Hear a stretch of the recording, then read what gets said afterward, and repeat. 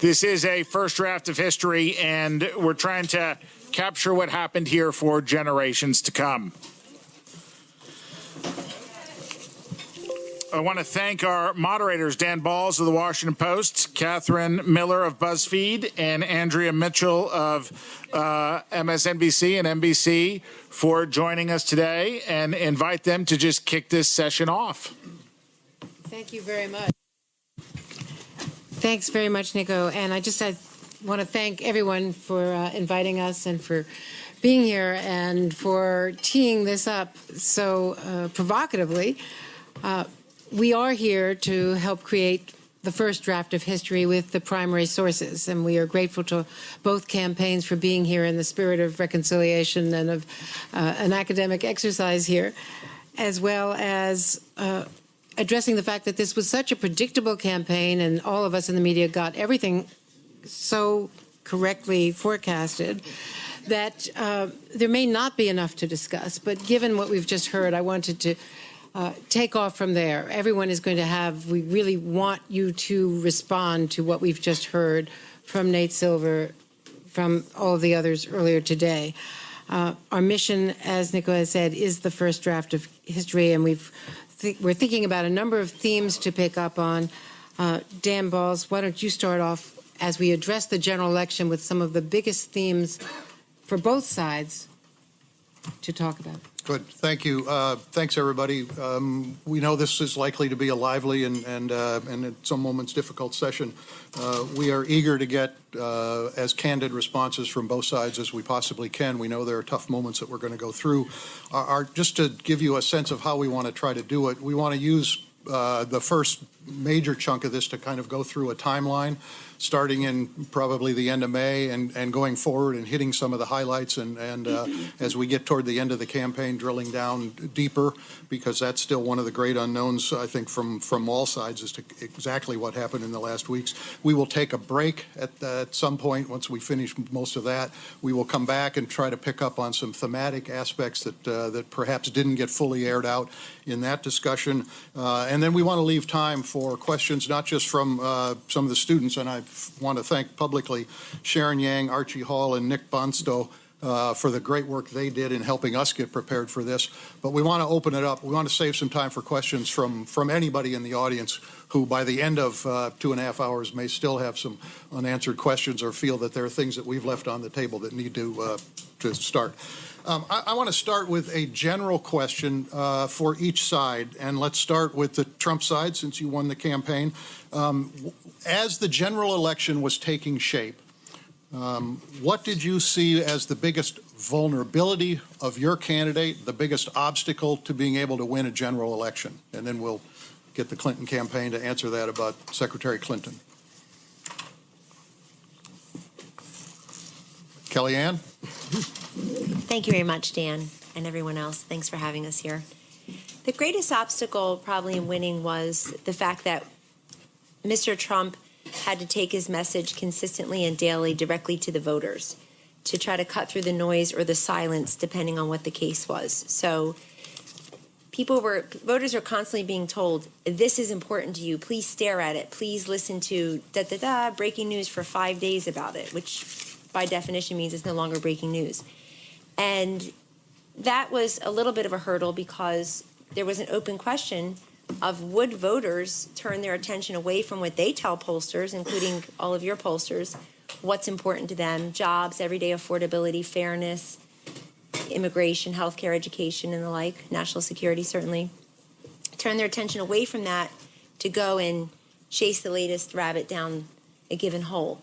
And the voters did not do that. But that is a challenge because sometimes if you're looking at an avalanche of sameness, you start to wonder, wow, are people giving folks what they're asking for? Are people actually requesting? Are they somehow saying, I want to hear more about X, Y, and Z and not the fundamentals that have always undergirded the issue set in this particular campaign and frankly most presidential campaigns, if they weren't that different. And it was that really was more than having a much smaller team, much smaller staff, and more than having a much smaller budget than Team Clinton. I would say that was a challenge. Well, let me ask you about I can add to that. I think that the additional challenge was also corporate. Also, as we start around, Brad say your Parscale name with so the Trump that campaign. the book people will have it. I also think we had corporate bias against social media platforms and other types of entities that had a liberal bias to them, so they didn't want us to work within their environments. We had a lot less cash, as that's obvious. So for buying media and doing things, and on top of that, we had media bias that we had to then spend energy and money out of that to then advertise and push to tell the correct message. So not only did we have to promote our campaign, we had to spend the time to fight media bias and corporate bias. Neither of you has mentioned a couple of things which would seem obvious to me and some others. One was the degree to which Trump had created headwinds for himself with things he had said all through the course of the campaign, and you had 55 or 60% of the voters saying they did not think he was qualified to be president. Was that or was that not a concern? And if not, why not? And second, you had coming out of the primaries a very fractured party. I mean, this was not a consolidated Republican Party. You had the likes of, Mitt Romney as sort of the biggest symbol of that, but very many Republicans who had not bought into the Trump campaign. How much at the outset was that a concern? Sure. Dan, with respect to the number of people who either had an unfavorable view of Donald Trump or asked separately in polling questions, thought he was, quote, not qualified to be president, it almost became the correct answer more than true voter opinion because they were told, here is what's important to you. So I don't remember a lot of polling questions about temperament, for example, in past campaigns, maybe one or two when John McCain was the nominee.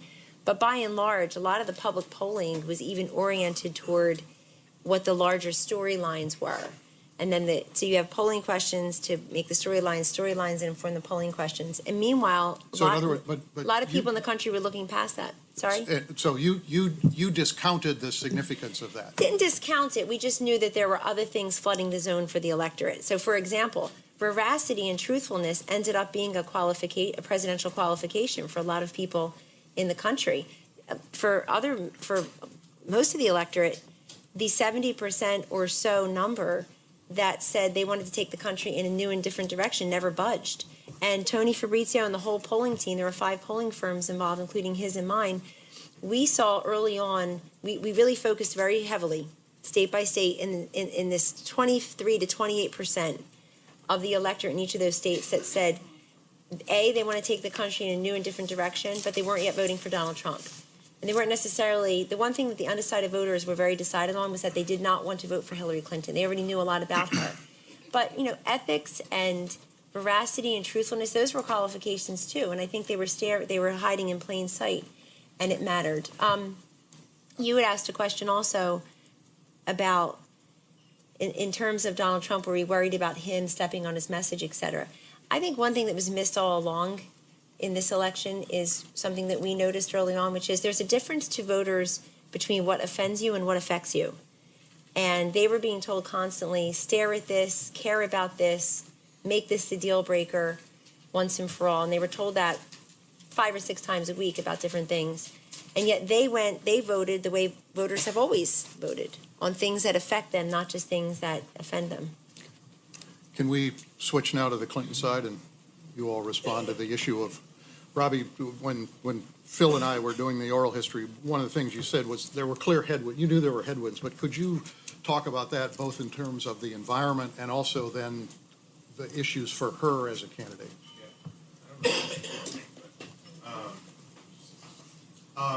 Look, I agree.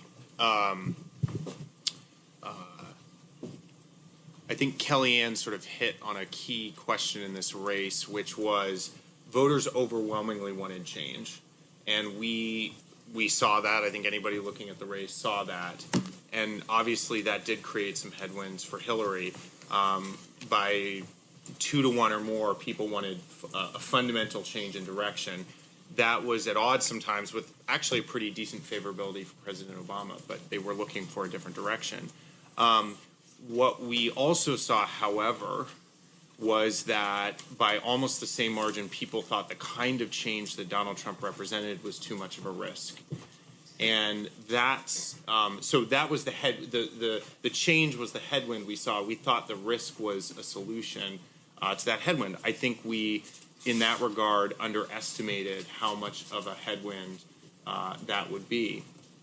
So that was the risk that we saw, or rather the headwind that we saw and the one we tried to deal with. I think there were two headwinds we could never see until they happened.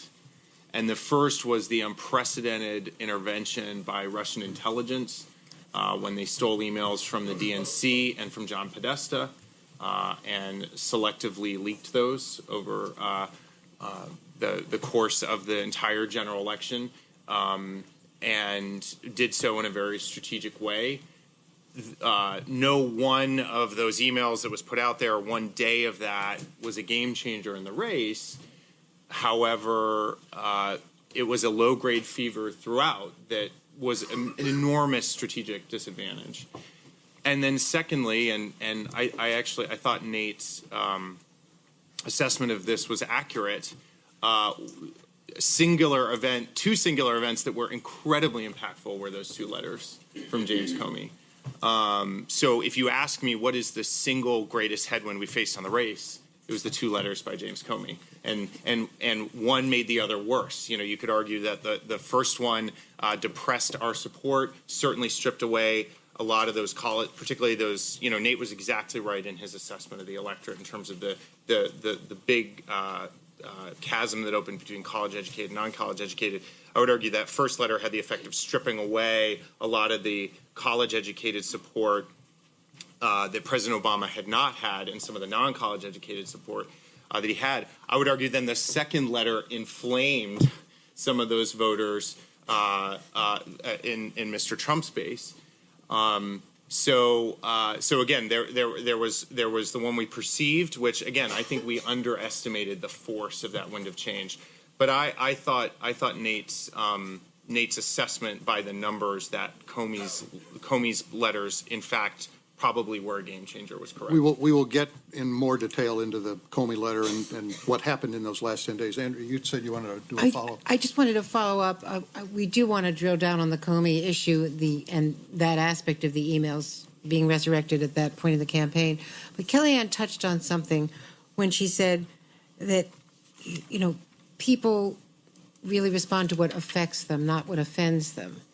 And in the broader context of what some might say was a vacuum of an economic message that affected them every day, do you think at that point that was what was missing I think to reach those voters in a more personal way? Yeah, look, I'm glad you asked the question because I think it's been out there. But I have a slightly different interpretation. Others here should weigh in.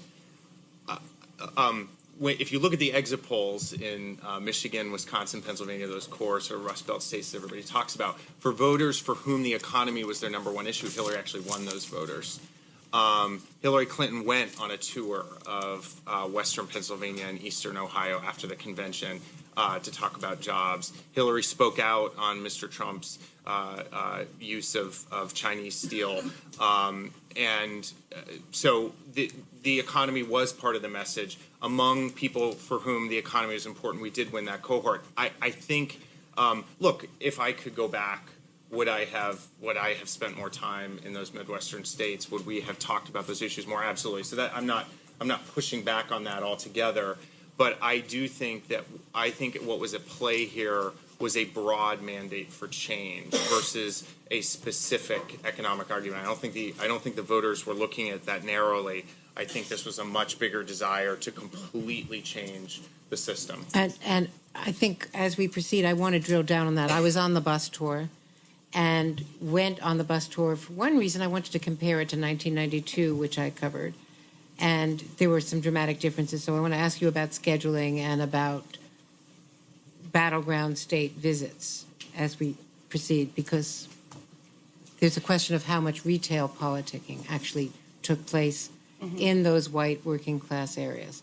But the other question was how you framed that message in the entire general election, not just the closing weeks. But I want to pass it to Catherine for one of the more broader thematic questions.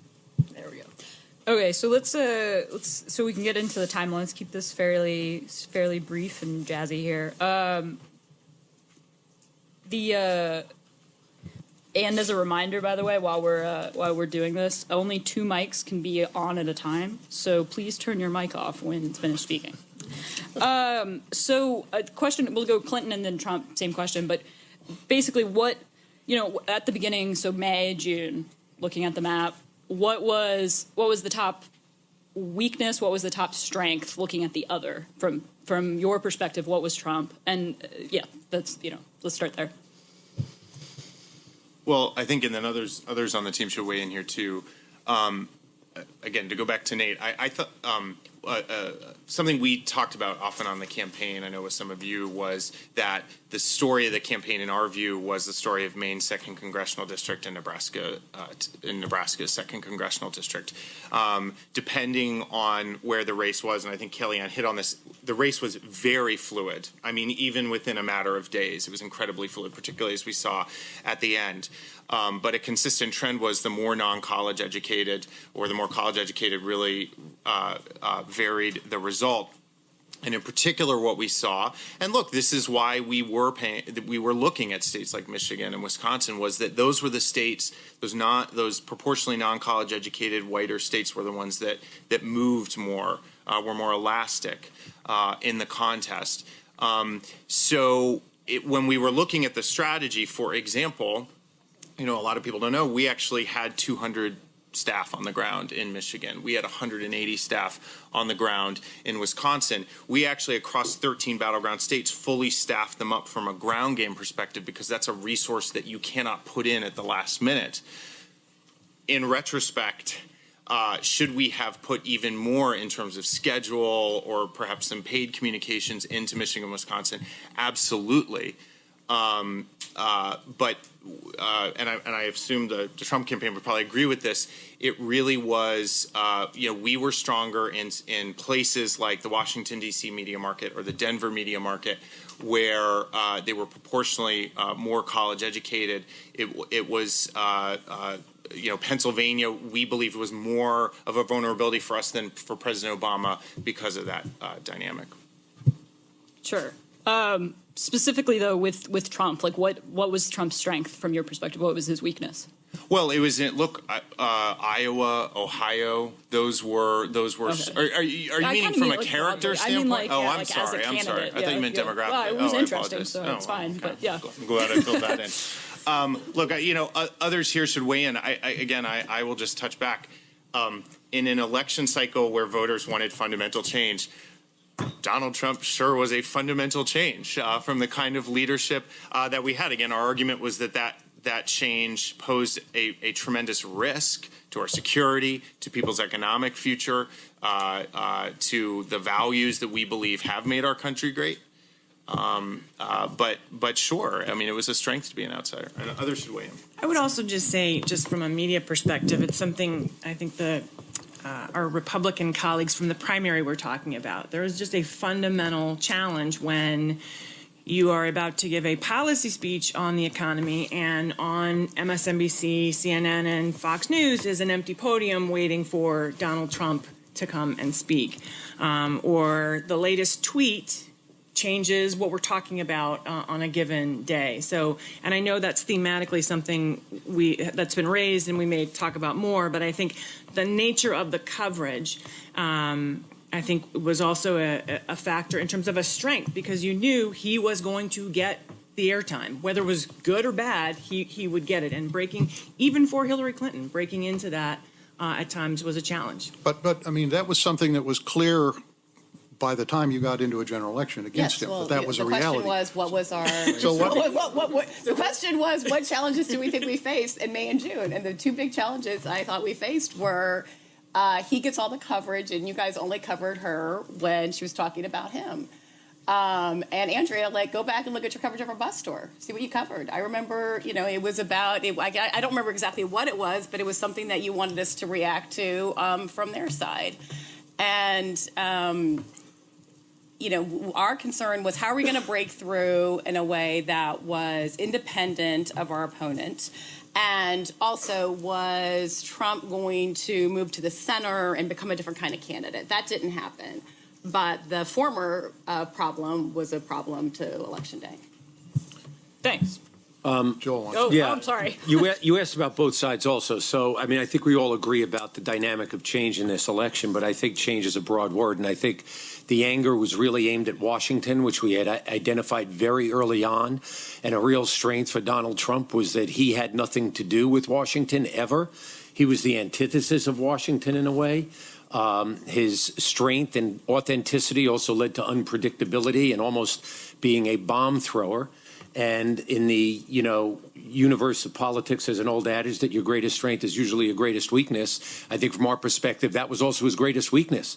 He inflicted most damage on himself. You could talk about the bias of the media all you want, but it was his own words that caused the biggest problems for him. And so that was also his strength, though. And at the end, with a macro dynamic that was whether it's rooted in change or someone who would really shake up Washington, which in all honesty, Hillary Clinton could never be. That was going to be the biggest hurdle. We would have to try to define change and differences on terms that did relate to people's lives and making a difference in people's lives and putting them first, which also in the exit polls on people who said cares about me was important. We won on those voters also. We couldn't overcome that. His strengths aligned with that macro dynamic in a way that was able to obscure a weakness that drove his unfavorables up to 60% during the campaign almost before the general election. This is something I want to ask on both sides. You all made a decision, though, that the main line of argument that you were going to take into the general election was that he was unfit. And she started it with the Chris Cuomo interview and then did it at the San Diego speech where she really went after him on foreign policy and national security. In retrospect, did you put too many eggs in that basket? And from the Trump campaign side, when you saw that seemed to be the main line of the argument, were you happy with that? Were you worried about that? How did you respond to that? What did you think you needed to do about it? We knew that, first of all, cut foreign policy into several different pieces. There's several different pieces of it. There was dealing with terrorism, military preparedness. There's several different buckets there that you need to look at. You all look at it from a very large perspective, but voters have their own little niches that they kind of fall in there. And we knew that going in, that voters saw Donald Trump as a strong leader. And that being a strong leader at a time when people were uncertain about their personal security, and don't forget, that's not only going on. We have policemen being shot. We have other things that are going on at the same time. And that strength played its way across the foreign policy spectrum. What they wanted to frame the race was, do you trust him to have his finger on the button? That's really what they wanted to frame his race. If they wanted to talk about the Iran deal and her diplomatic capabilities, we'll talk about that. If they want to talk about what she wanted to do in Syria, we'll talk about that. If they wanted to talk about the Iraq war and what happened as a result of the Iraq war, we'll talk about that. So it was really a very narrow thing they were trying to make is, do you trust this man with his finger on the button? And at the end of the day, what a lot of voters didn't buy was that it was ever going to be a time where you had to worry about his finger on the button. This wasn't Barry Goldwater and it wasn't Lyndon Johnson. We weren't living in a Cold War era where you had Russian nukes pointed at us that we were worried about taking that down. So when she came at us there, we shifted it back to terrorism. We shifted it back to Iran. We shifted it back to Syria. And all of those grounds were fertile grounds for us with voters. Could we hear, Mandy, would you respond to that? Just because I would guess that you don't think that this was a narrow critique that you guys were putting up. No, to the point that KellyAnee was making earlier about people who disliked both of them. When we spoke to people who disliked both of them, and we know that was a swath of the electorate, two things troubled them and about Donald Trump, and the fact that he would blow up the world and was erratic and had made reckless statements and would embarrass the United States. It would, I don't think we ever had a focus group where somebody didn't say he's going to blow up the world. I just can't I just can't do that. And obviously, we'll get to all the divisive issues later. But those were the two things that were very present for people. They didn't require understanding the details of the Iran deal or any policy. It was just a visceral sense that they didn't trust him in the role of commander-in-chief. Dan, you asked, should we have spoken more about the economy, less about those leadership qualities?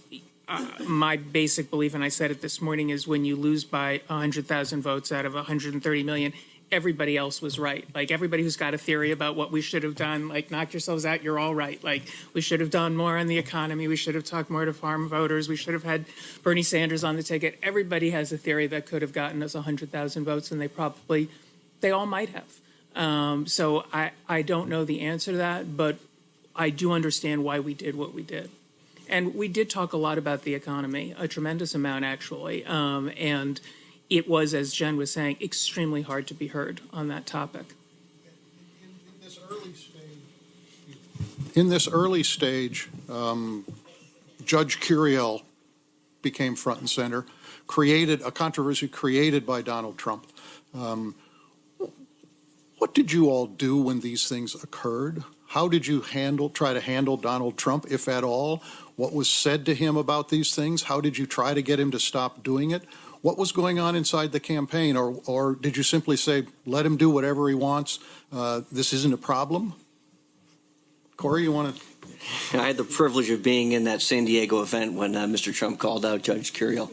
And we had talked about it on the way to the venue. And, I made the strategic recommendation, as did others, not to do that.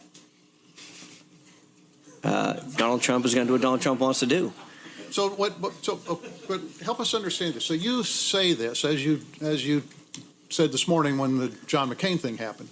You give him advice. When you say don't do that, does he just simply clam up? Does he say, Corey, I know what I'm doing? No, Donald Trump is a person who takes input from a lot of people and listens to every side of an argument before he makes his decision. But was there anybody telling him to do this with Judge Curiel? Not that I know of, no. But look, again, you have a person who has achieved remarkable business success, relying on their own gut to build a $10 billion corporation in a place where he was never supposed to be successful, which is Manhattan. And his instincts of what the American electorate have wanted and what they have been looking for have been so spot on. And he has been so successful in the business world that, candidly, look, it's very difficult, I think, for any one person to give him advice on something where he has a mindset on and change that opinion. That's how successful he has been.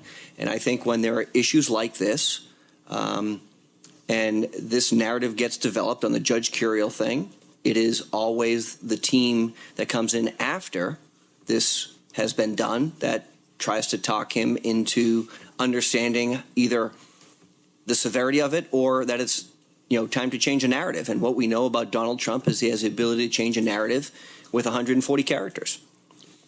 I just want to add, and understand, here is a man who had never run for office before, had just cleaned the clock of 16 prominent Republicans. We're not talking about the munchkins here he was running against. We're talking about governors, senators. I mean, prominent Republicans cleaned their clocks, took them to the cleaners, and every time he had a situation like Judge Curiel, everybody said, oh, it's the end of Donald Trump. Political gravity is going to apply, and all the old rules we know are going to come in and he's going to lose. Well, guess what? That didn't happen. So trying to convince him when he feels he is right about something, the opposite oftentimes will only dig his position the other way. Is there ever a moment where there's an argument made, but this is just simply wrong to do, right? Whether it's the way he did the Muslim ban initially, whether it was Judge Curiel, other statements that he made, simply that this is not the right thing to do if you want to be president of the United States. In other words, was that ever a discussion with him? Not one that I had with him. I don't know if Anybody? anybody else had a conversation. I've had a lot of conversation with him, but your fundamental question, I think, is wrong. I mean, he just tweeted out that burning the flag should be a crime, and I agree with that. I know what the Supreme Court has said. I think the American people agree with him that burning the flag is wrong. And the media gets all up in arms. Oh, my God, Donald Trump doesn't understand what the Supreme Court said. In a 5-4 decision, they said you can burn the American flag. I don't care what the Supreme Court said. Too many people have died for that privilege to have that flag there. And when you say, have you had conversation with Donald Trump to say that banning Muslims is wrong? Look, this is in the wake of a terrorist attack. This is in the wake of a San Bernardino person who came through on a K-1 visa, who the State Department didn't even do their due diligence in looking at their social media activity, and they went and killed 17 Americans. Right, but he backed away from the outright Muslim ban several times to soften it. I understand, but at the time, what the American people were talking about and what the American people were upset with was the lack of a proper vetting situation. And what he has said is until we can vet people appropriately, we have to be very careful who comes into the country. And at the time, on December 7th, when he made that statement, it was in reaction to the world activities which were taking place. Let me try to get some reaction. If I could, just 1 second, because Corey's exactly right. And let me just, and Dave Bossie, Mr. Trump had a unique ability to speak directly to the American people and go past the media, whether it was through 140 characters or making a statement somewhere. And he did it to change the topic. He did it for multiple reasons. And it's really was, at the end of the day, his greatest strength, because you asked a question about, Catherine asked a question about strength, and that's really what Donald Trump's greatest strength was. Joel, can I get you to respond to what the Trump people have been saying about this? Because I think you've got quite different views about aspects of this. And the way Anything in particular? Start with Judge Coriel and the Muslim ban. Yeah, I mean, Well, look, first of all, in other words, how did you see all this? All this, Joel. so here's what it is. Look, you started off by asking us about the decisions we made on unfit, et cetera, and that spawned this whole conversation. We were never just trying to say Donald Trump was unfit or unqualified. We were trying to make him and expose him for the risk and danger that we believe he posed and poses to the fabric of America. And, you know, Corey, we can have this discussion later about the Supreme Court ruling, but if you say you're going to appoint judges in the mold of Scalia, who voted in the majority on that. So if you're going to respect them and say he's your model, you ought to pay some attention to the rationale behind his decisions and the appreciation for the First Amendment and expression in this country. But I think on each of those buckets, on each of those, I didn't interrupt you, Corey. On each of those, If you want to attack me directly, Joe, I'll be happy to have the conversation with you. I didn't attack you directly. I understand, but at least give me the chance to respond. I'm responding to you now. You can respond when I'm done. That's reasonable. We're not at a Trump rally, Okay. Corey. Come on. Look, I didn't call you out by name, but I'll be happy to do that moving forward. Well, it was your comment. You can call me out by name if you disagree with my comments. That's fine, Corey. Let's keep the conversation moving. We were always trying to make, because of the impetus here that was really about shaking up Washington and change. It wasn't just to say Donald Trump is unqualified. We were trying to expose him as a risk on national security, as a risk to your economic lives through his economic plans, and as a risk as someone who would divide this country at a time when we face big challenges that we have to come together on. So the strategy behind it wasn't just to say Donald Trump is unfit or unqualified. It was to tell a bigger story about Donald Trump, which we believe had some resonance with the voters. Let me answer. May I just answer all the questions at once? That is true. And I'm sitting across from very gifted, very brilliant people. That is true. But Judge Curiel happened, I don't know, June 2nd or 3rd. And Hillary Clinton mentioned it on the debate in Las Vegas on October 19th. That is, 4.5 months later. So the idea that you were just trying to talk about the unfitness of Donald Trump in the main is not necessarily true. She kept going back to these examples again and again. And my earlier point is absolutely true, which is people had decided how they felt about that. It may have cost them some votes. It may not have cost them some votes. We all know the answer to that. But the fact is that if you keep on talking about the same thing and the same people over and over again, the electorate at some point is going to say, I heard you say that. But what about the jobs in Mexico or China? What about the lack of fairness I feel, that I get up every morning and go and work hard, and half of it goes to some big black hole called the deficit. I mean, in other words, we have to be fair. We can't revisit history here and pretend that there wasn't a lot of paid media and direct mail pieces that maybe a lot of people in this room who don't live in swing states didn't see, that was geared toward specific comments and specific individuals, like the Judge Curiel incident. And that preceded me at the campaign. But let me answer your question about who talks to him. I have had a practice of 2 decades plus of not divulging private conversations with clients. It served me well so far. But I will tell you generally what I've said publicly before, which is, number one, Donald Trump is at his best when he talks about the issues and when he takes his case directly to people, including in the rallies that many of you either mocked or ignored as being important. Number two, Donald Trump prefers people around him who actually challenge him politely and respectfully. He doesn't like people who sugarcoat things. He doesn't like a bunch of yes people. I appreciate that because I've been around politicians for a long time, and a lot of them expect, if not demand, yes people around them. He is somebody who, he's a transactional guy, folks. His life has been one big meritocracy. He's employed tens of thousands of people. He appreciates people who at least present a different perspective or maybe say, this is a better idea than that. And so I hope that answers your question without divulging private conversations. But, you know, many of us are on the record publicly, having been all over the place, saying exactly how we felt about X, Y, Z, and Q, so you can roll the tape. But I hope that answers some questions, but I don't think that... Let me pick it up with some follow-up to Jen or Joel or anyone on the other side. When you heard of the Muslim ban and Judge Curiel, They're still talking about it. I'm talking Why don't about we just talk about winning? It's easier. because No, we're it's trying to get a first draft of history of what was going on in both campaigns in real time along this timeline.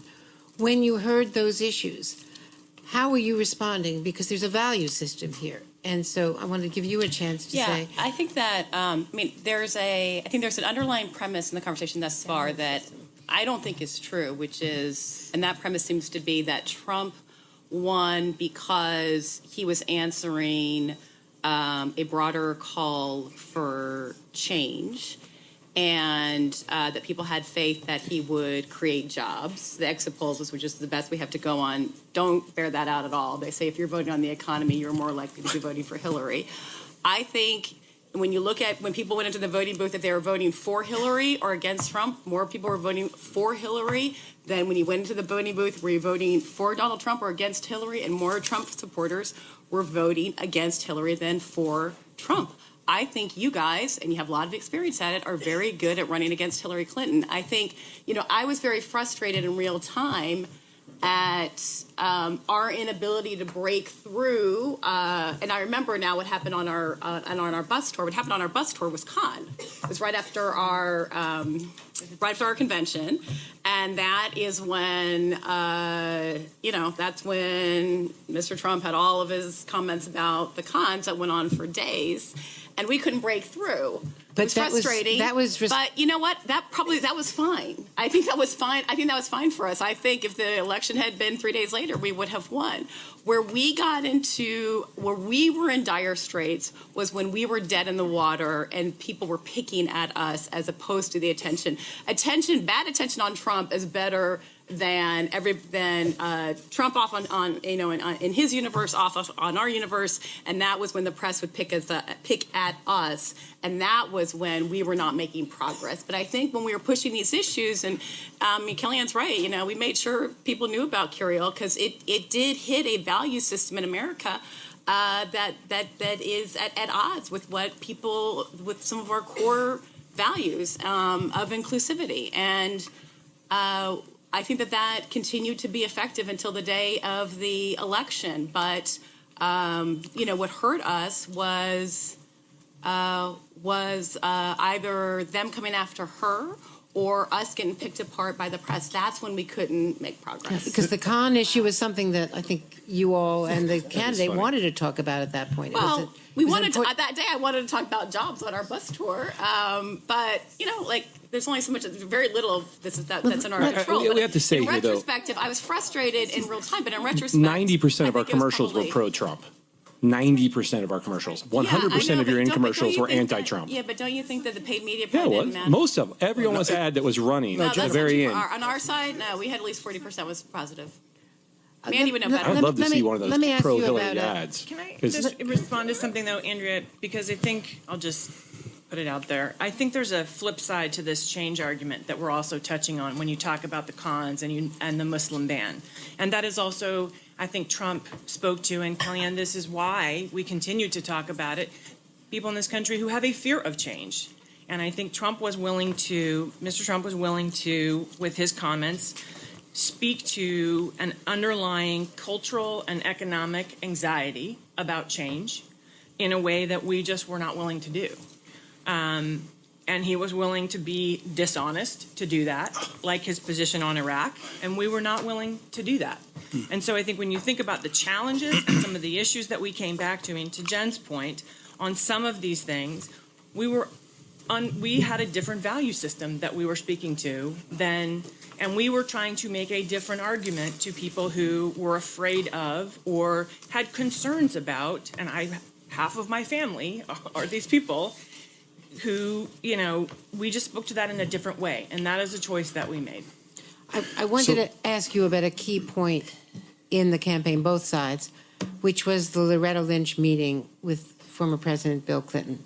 Because one could argue that Director Comey would never have had control of the outcome if the Attorney General had not recused herself. And so the Comey July 5th statement and the two letters that many people, including I know all of you, believe was so important, and certainly Nate Silver spoke to that, would never have happened. He would not have been the decider. What was going on in the campaign at that point, if you can tell us, Jen or Robbie, or, when that happened, did you realize it was a serious turning point? Did you think you could get past it? And then I want to ask the other side as to what happened. Well, Go ahead, Robbie. Get past what, Andrew? We said get past it. Do you mean Did you think that it could be explained away? And did you think that there was any way that Comey would not then take over, or that Loretta Lynch could continue supervising, making the decisions? It's hard to know, right? It's hard to know what Comey would have done. I suspect that it's not as if it wasn't a very, publicized. It's not as if the FBI review was not was not something of great interest to the press. So whether we'll just never know if Comey would have taken a different path. I have doubts that he would have. I don't know that it. Well, really the outcome would have been the same in terms of the conclusion about not prosecuting. Yeah, but are you assuming that if that meeting hadn't happened, if the Loretta Lynch meeting had not happened, you think Comey would not have done his July 7th press conference? He would not. Yes, I think he would have. You think he would have? Yeah, I do. Can I- Just let- based on but- how that Because guy that was an operates. unprecedented But since you're trying to statement do by an this- FBI director. Yes, it was. Yes, it was. And I we still know. think- I'll go to the latter point. I'll stay in order of your timeline for a second, though. I think you're focusing on the wrong turning point moment. He does his announcement at a full-throated press conference and goes and testifies before Congress 2 weeks before the conventions. You then have two big events: their convention and our convention. We came out of the two conventions in much better shape than Donald Trump did. We expanded our lead. We ran a very good convention. They got, in our polling anyway, a minimal bump. So that was a big moment in the campaign, but it was followed 2 weeks later by what was going to be the last opportunity for each campaign to have a sustained, unfiltered period of coverage. 4 days of the Republican convention, 4 days of the Democratic convention. And we came out of that convention with the biggest lead we had at any time in the polls. Now, we knew it would tighten up, but so putting it in perspective, voters along the way are factoring all these things in. So at your moment that you're identifying one meeting, and a few days later there's a Comey report, and we know now in hindsight that Mr. Comey seems to care little about FBI precedents and will go ahead and do things whenever he chooses to. I think that the likelihood is that that had an impact that day, that when he does his press conference, much more so in the timeline. That is a bigger event than anything You did not else. see that and as- followed by the conventions. Let me just say that according to all of the legal experts and the people who cover the Justice Department, he would not have had that platform to have that press conference, to make those announcements on July 5th, the very day that President Obama was campaigning with Hillary Clinton for the first time in North Carolina. Overshadowed by that event. That he would not have been able to do that if Loretta Lynch were the decider. Yeah, that event just played right into the hands of those Americans who felt there was this culture of corruption, that the foundation, the Clinton Foundation, was a pay-to-play scheme, that whether it's true or not, that the paid speeches, the foreign money, every element of that stunk to high heaven to the American people in poll after poll and what we saw in rally after rally, that when that moment happened, it was a defining moment in the campaign because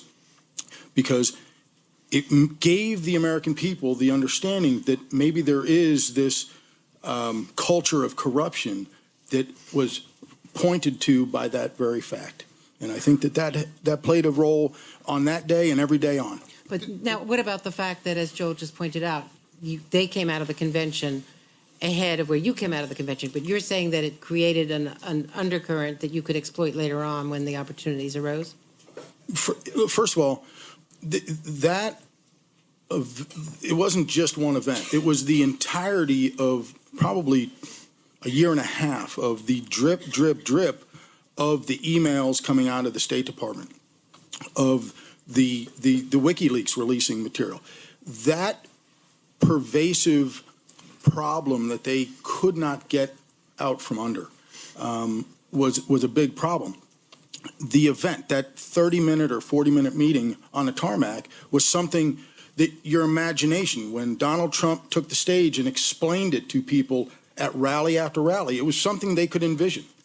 It also went to the sort of us versus them argument, to touch on that. And I think if this election proved anything, it's that there are more of them than us, meaning there are a lot more voters out there who feel that they are, as Mr. Trump says, forgotten man, forgotten woman, voiceless, not invisible to people who are in, to coin a term, in elite structures or elite institutions, which would include politics and media and all of that. But to this point, about the conventions, there's no question that the Democrats came out of their convention doing much better. I took over management of the campaign almost right after that. But what I noticed is if everybody goes back and looks at the August travel schedules and the event schedule for Hillary Clinton and Donald Trump, that's the tail of the tape. See what happened in August, where I think you had a great bump out of the convention. You had a wildly popular president, wildly popular first lady, much more popular than your candidate, and other people coming out and speaking at the convention. She got a good bump, but then she almost disappeared. If you compare what Donald Trump did in August compared to what Hillary Clinton did in August, and I believe someone at a publication here is writing a story about it, I'm told, it's remarkable to me. It was remarkable to me taking over the campaign management when I looked at that and thought, well, let's go where she's not. And I said to Mr. Trump the day he offered me the job, I said a couple of things, but one thing I will divulge is let's figure out who she is and will never be, and let's do that and be that and go there. And there is a certain risk-taking that Americans love that I think we owned in this campaign. I think Secretary Clinton played a little bit safe in terms of the states she visited. I have it all right here, the counties it visited versus Michigan, Wisconsin, New Mexico, Minnesota. You know how you all covered it. What are they doing? I guess maybe they're building a Trump hotel there, haha.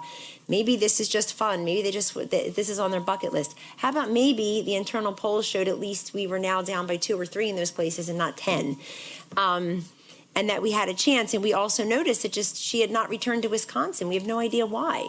That all of a sudden you're dispatching President Obama and President Clinton back to Michigan or Wisconsin or both. I can't recall. But it's also the element of risk taking after these conventions. It's who's willing to, I think, just do more. I mean, Donald Trump opened the hotel. He took 3 hours to open a hotel with his children, a family project in Washington, D.C., and then went right back to North Carolina that night and that day. And it was criticized as taking time off the trail in a non-swing state, D.C. When Secretary Clinton took 5 days off before the last debate, everybody said, "Isn't that brilliant?" We're going to get but it mattered to voters. I'm just making the point. It mattered to voters. How did you spend your time? And when you don't have as much money, as much personnel, you decide, where can I deploy my two greatest assets? This is my question every day. Where can I deploy my two greatest assets, Donald Trump and Mike Pence? And we had to look at our statewide polling. We had to look at where Secretary Clinton was going, where she was spending money, had to look at the counties that looked, when you compare them to Senator McCain and Governor Romney, the counties that just seem much more ripe for a Trump type of message that was already connecting in places like Ohio and Iowa. So how can we take that, my obsession, Pennsylvania? I was completely obsessed with Pennsylvania. Well, we just want to circle back just a bit on the conventions. One quick thing before a couple quick questions about the conventions. One is, was there any concern within the Trump campaign about using WikiLeaks as an attack? Obviously, it had been a big news issue, but in the past, Republicans. It's a very different environment in 2016 when Julian Assange was on Sean Hannity. In 2012, like Edward Snowden was sort of an attack point for Republicans. Was there any concern about using WikiLeaks or about being hacked yourselves in the Trump campaign? Whatever the source of the material was, if it was on the front page of the paper, it's in the public domain. We would look at it. Do you all Absolutely. not acknowledge that it was the Russians? I personally don't know who it was. Do you? U.S. intelligence. You just. Oh, they know. So look. Whoever I don't. And to be perfectly honest, no, but Dan. To be perfectly honest, to be perfectly honest, Dan, they made a calculated mistake. If they had put out all of the emails that Judicial Watch and Vice News and Citizens United and others had demanded out of the State Department in FOIA requests for the 2 years prior to this campaign, they would have solved their own problem. But instead, they used the old Clinton playbook from the 90s. They drip, drip, drip, held it all internally. Is that the playbook that you guys used on taxes? Yeah, winning. It was a winning strategy, I guess. Well, just to clear up, 17 intelligence agencies agreed. Andrea, we've heard this before. Okay. So I was just asking whether you acknowledge the Russian complicity and that. So I've read it in the Washington Post. I have to. You've heard it from General Clapper in testimony. So the question is, they were hacked. They were stolen. And they turned were. over to WikiLeaks. It doesn't make them untrue. The emails are authentic. They've never said they weren't. Yeah. Not No one from the person Clinton has said campaign they has were ever not. said that they're not authentic. Were you guys worried about being hacked? Sure. You were. That's why We know. security on our email. We know. By the Why way, do you think- WikiLeaks released were you some guys of hacked? WikiLeaks released some of the Were you- DNC's emails that showed that WikiLeaks. There's this was- thing called two-layer authentication that came out like 8 years ago. They should try it at the DNC. Well, no, I'm curious because we asked at one point we asked the RNC a fair amount, like what kind of precautions they had taken. Did you guys take precautions after the hack? Yeah, of course. Like any business in the world, we take precautions against all of our information technology. Okay. I also didn't write emails that I didn't want Dan Balls to write about. Andrew, one thing, this is actually getting to your previous question, to sort of air a gripe for a second that we had, a lot of attention was paid on that meeting on that plane. Not a lot of attention was paid to the fact that Rudy Giuliani actually predicted and used the pronoun we, for a lot of to predict some of what Comey was doing, and there was evidence that he had an inside line on what was happening. And I think, and WikiLeaks is another example. I think throughout the cycle, the media had a posture, and not to sort of lean on Nate too much, but I thought what he said was very insightful. There was a sense that Hillary was likely to win this election, and I think as a result of that, a lot of the treatment and the reporting was such that if there was something suspicious on the Trump side, it would largely go uncovered. But if there was even the slightest suspicion on Hillary's side, it would be blown up quite a bit. And in particular, what we found very frustrating was that 17 intelligence agencies claimed that the Russians had stolen the emails from the DNC, stolen the emails from John Podesta, and then a report came out in the New York Times that Donald Trump had been under investigation for his connections to Russia. There were obviously a lot of questions surrounding Mr. Manafort and the connections there. And I think the coverage of what the Russian intelligence was feeding to the press versus the connections, the deep connections that Donald Trump had with Russia did not get commensurate coverage. And so, when we talk, David, I think actually aptly narrated how how WikiLeaks created vulnerabilities and headwinds for us. I think a frustration that we had was the media didn't seem willing to put that in the proper context of the deep connections that Donald Trump On had. the campaign level, when did you guys know that John Podesta had been hacked? And what kind of precaution? I mean, did you review email? I know you guys had a retention policy on your campaign email that was pretty short. But what precautions did you prepare in terms of a self-research on that? Jen, do you want to talk about that fun Nope, period? I don't. Yeah. Okay. Well, on the conventions, with the Trump convention, it was quite an event. It was a great entry. Yeah, no, it was cool actually. The way he came in. One big question, kind of thematically, because we got to kind of move. We want to get into the fall, so I just wanted to the speech that Donald Trump gave was very cohesive and a very coherent vision. It was pretty it was pretty dark in certain ways about kind of the state of America. Oh, you disagree? Okay. Well, this is the fundamental problem. This is the fundamental disconnect.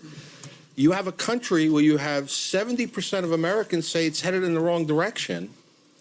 Obviously, they're seeing, a majority of people are seeing the country that way. And it's you all that see it differently. I would just say Hillary did win the popular vote. So when we're talking about a majority of the But country. she didn't win. No, just purely factual. Oh, God, you guys. You were running for 270. Listen, I know. And we got more anyway. What? Okay, so you want to talk to trying to say a majority of the voters endorsed his. No, I didn't. We only had I didn't 1/7 say the that. money. I said a majority of the voters see the country headed So in we the couldn't wrong advertise direction. everywhere. I mean, so we had to fight the media. So if I can't fight, yes, I had to fight the media. I had to fight the media. No, we had They're to fight biased. them every day. We had to So in fight it every day. California, as they run advertisements as the largest super PAC called the media, we don't have any advertising to run against that at all. Yep. So I fought for 270. Why would I go fight for the popular vote if I have 1/7 the money? Right. With that. Yeah. So I mean, it's hard to say we lost popular vote, so that means we didn't do as well. No, listen. You guys won. That's clear. You won the Electoral College. That's the currency. that was but the let's fight, also right? be honest. Don't act as if you have some popular mandate for your message. And Tony, we'll talk about the wrong track number again, like you and I just did. The fact of the matter is that more Americans voted for Hillary Clinton than Donald Trump. So let's put it in And there was total nothing context. that said the road to popular vote anywhere. It was KellyAnne, road to I'm not. 270. I That's where we all started. can I be. premised my statement by saying that, but you can't then. Hey guys, we won. You don't have to respond. Okay, I mean, there we go. seriously. No. Hold on. Why is there no mandate? You've lost 60 congressional seats since President Obama got there. You lost more than a dozen senators, a dozen governors, 1,000 state We're legislative talking about seats. this election, No, you said there's no KellyAnne. mandate. You said there's no mandate. You just reelected a guy who represents liberal New York and a woman who represents San Francisco as your leaders. You learned nothing from this election about Tim Ryan's Mahoning County. You learned nothing about his congressional district. You're not even trying to connect with the white working class voters who we just won. That is absolutely not true. Okay, then why is Nancy right? Pelosi rewarded for her failure? Look, I started off by saying that people wanted to shake up Washington. I'm not going to sit It's here not and just I'm not going to Washington. have He a was the debate better about candidate. Washington. He was the better candidate. That's how he Let's won. have a debate. Well, No, actually, let's not. Actually, Let's just 2.5 chill. million more Americans Excuse me. thought she was a better candidate. We're going to Okay. keep talking about the wait. Yeah. I'm sorry. If you want to go back to the No, wrong track actually- number, No, I don't. okay. I just Yeah, want to but- go back yeah, to the but- 270 or the 306 that we won because that's how you win the presidency, and we did it. Let's bring No this back kidding. to- All right. Well, would you like to continue with the conventions, or would you like to move on? Up to you guys. We have one more on the convention. The one more on the conventions was, I think you guys viewed the convention as a success for you guys. It was received well. One question though is it kind of goes back to some of the message issue. At this point, and I know this is a. Actually, no. I'm going to ask a different question, which is, one of the things that came up repeatedly, and we've talked a slight bit about the cons, but like, how did you put together? I mean, was that obviously you couldn't have predicted the overall extension of that, but like, was that The something cons you again? guys, Did putting he run people- for office, the cons? I mean, this is amazing. How many times do you want to have the same conversation? Well, Honestly, I mean, it's not a deciding factor in the outcome of this race. Because if it was, they would have won. Well, here's so it wasn't. Corey, we're trying to get- We're trying to go through a series of I understand, but events. it's the same event you've already talked about 3 times. Okay. You asked 3 questions about the same event Well, already. all right. Here's the reason that I'm curious about it, and curious about it for different things with you guys too, which is just what was the internal methodology, the way you guys thought about putting one of those things on stage. Clearly, it was a point of media obsession in a lot of ways, but like, was that something you guys predicted? Was that why you put different people on stage? I'm just curious. The conventions were important to us as the debates were, because our belief was it was when both sides came out of their own separate media bubbles and kind of watched the other side, and we could present Hillary unfiltered without the commentary. I know you all have problems with the media. We have our problems with the media. And we agree. Most of what people know about Hillary, they either hear from commentators, from the not always accurate things Donald Trump said about her, or from other media sources. Every time we could just show her, we were in better shape. And we also could bring the voices of people who knew her, who had their own credibility, as somebody said, president, popular first lady, to kind of bear witness. So those were very important moments for us. Those were always the biggest moments. Even the Benghazi hearings, unedited, unfiltered, was a huge moment for us. Real Hillary is better than the stories people tell about Hillary. So let me ask you that a was very follow-up on that. important. But just to answer the very practical question about Mr. Khan, Hillary had talked about him in a speech in Minnesota months before. Somebody had read a story about him. She gave a very moving section of the speech on terrorism about him. We had a sense that he would be powerful. We put him in the hour of prime time right before her speech. He would not have been a story if Donald Trump had not gotten into a stupid fight with him. Would have been a powerful moment, and that would have been it. A question was raised earlier, and I want to give you a chance to respond, because you came out of a very successful convention. And then if you look at the last 100 days, by our count, Donald Trump made 133 stops in battleground states. Hillary Clinton made 87. A lot of this was, it was not just, there were only a few days related to pneumonia. A lot of this was debate prep, and some of it was fundraising. So I want to ask you about time management of the campaign in those critical weeks after the convention. Do you think that you put too much emphasis, something that none of us saw at the time, on the debate prep and on successful debates rather than retail politicking? Can I just answer the last thing, and then Robbie can talk about the schedule? According to our friend Nate Silver, who did it, she won those 3 debates by the largest margin of anyone they've ever tried. I didn't just. And so the time it took to prepare for them, we consider worth it. Whether or not that what happened afterwards, whether there are scheduled questions is a separate question, and whether the last 3 weeks and what happened in those last 3 weeks after the debate is a different matter to me. Which brings you back to Comey. Can I say? It brings me back to Comey, but also you want to talk about the schedule. I think if there's one thing that I would change, I would go back and do, is I would go back and have pushed for a 4th debate in like the last 10 days. Because I think however how much time Hillary needed to prepare for those debates was worth it, because it was Hillary unfiltered. It was the clarity of the choice. It was the 2 of them on stage. It was dramatic. It was great television. And our problem was that the last one was 2.5 weeks before people actually started voting. So then Trump was able to go off in his self-contained universe, which he's very good at, telling his story and running his race when he's able to stay in his own universe. And we got picked apart. What does that mean? I'm just curious what that means. I know it's a snarky comment. You guys are good at. He doesn't talking to people at rallies. He doesn't. He has his rallies. He delivers his message. The self-contained universe is what, Pennsylvania or Michigan? What is it?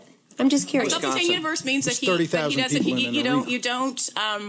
I think your challenge, I think both of us had challenges with media. Your challenges are different than ours were. And Jen, there are publications, with all due respect, there are publications represented in this room. I like to think I have good relations with the media. So do I. There are publications in this room that for 2 weeks before the election were running nothing but headlines. The path is over. The race is closed. Hillary Clinton doesn't even talk about Donald Trump and that, anymore. I think that probably hurt us. But I'm going to say, I agree. By the way, I agree. We I both agree. have. I mean, we both had our own challenges. But I think my point is, when we were at our best when we were able to be on stage with Donald Trump. You had the clarity of the choice. It was, and we could never replicate that when the two of them were in their separate silos. We could never, there was nothing Hillary could say in the last 2.5 weeks that would have the power of anything that she was able to say when she was on a debate stage with him. And the same was true for the primary. Those were always our best days. And I think if we had, so I don't, but you know, we had to raise money in August and we had to do that. That's the fact of our campaign. And we had to do debate prep, and I don't begrudge any of those days. I wish that we had come back around in the last couple of weeks and asked for a fourth debate. Would you guys have agreed to it, David? Yes. KellyAnne? Absolutely. I think you look, would have. I think so. Look, you guys felt, I guess, that you did well in the debates. We did the same, you know, and I think that the results of the debates and the days after, the intensity of our events, the intensity of the people that we were seeing in these battleground states just grew after the debates.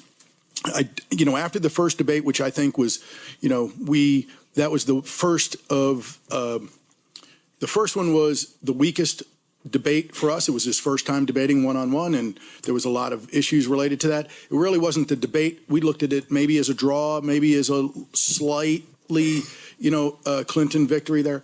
But it was really the couple of days after that ended up being the problem from a news cycle standpoint.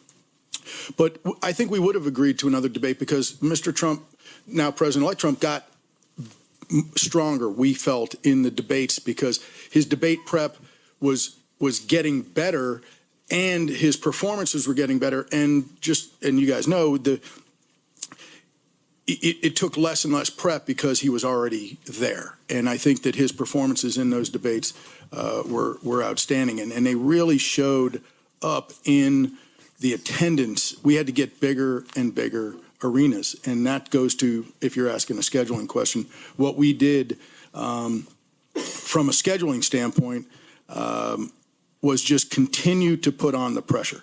And that was really strategically continuing to put on the pressure because Mr. Trump, would go out and, he would give 2 speeches a day in 2 different states, and then we would go to 3, and then we were doing 4, and then we were doing 5 a day.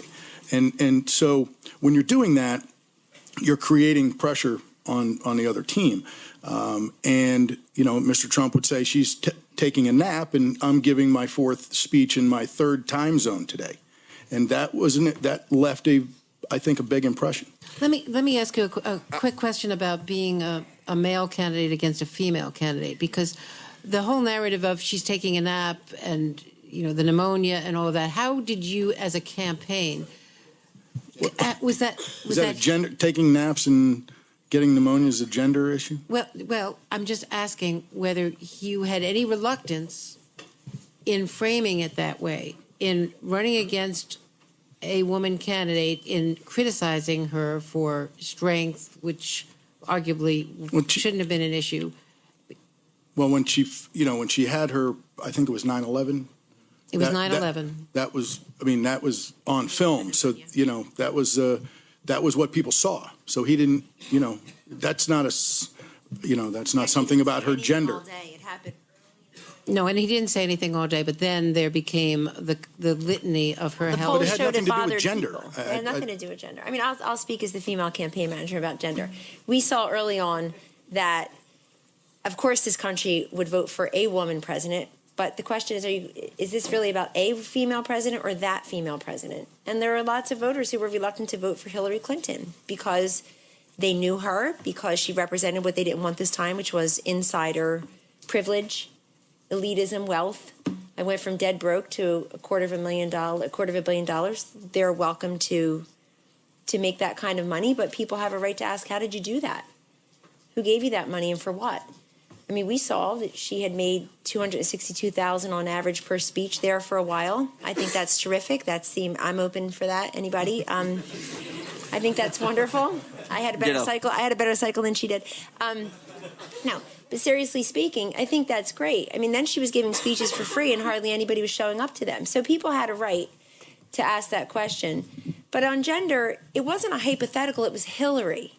So it's not just a woman, it's one that people had lived with for quite a while.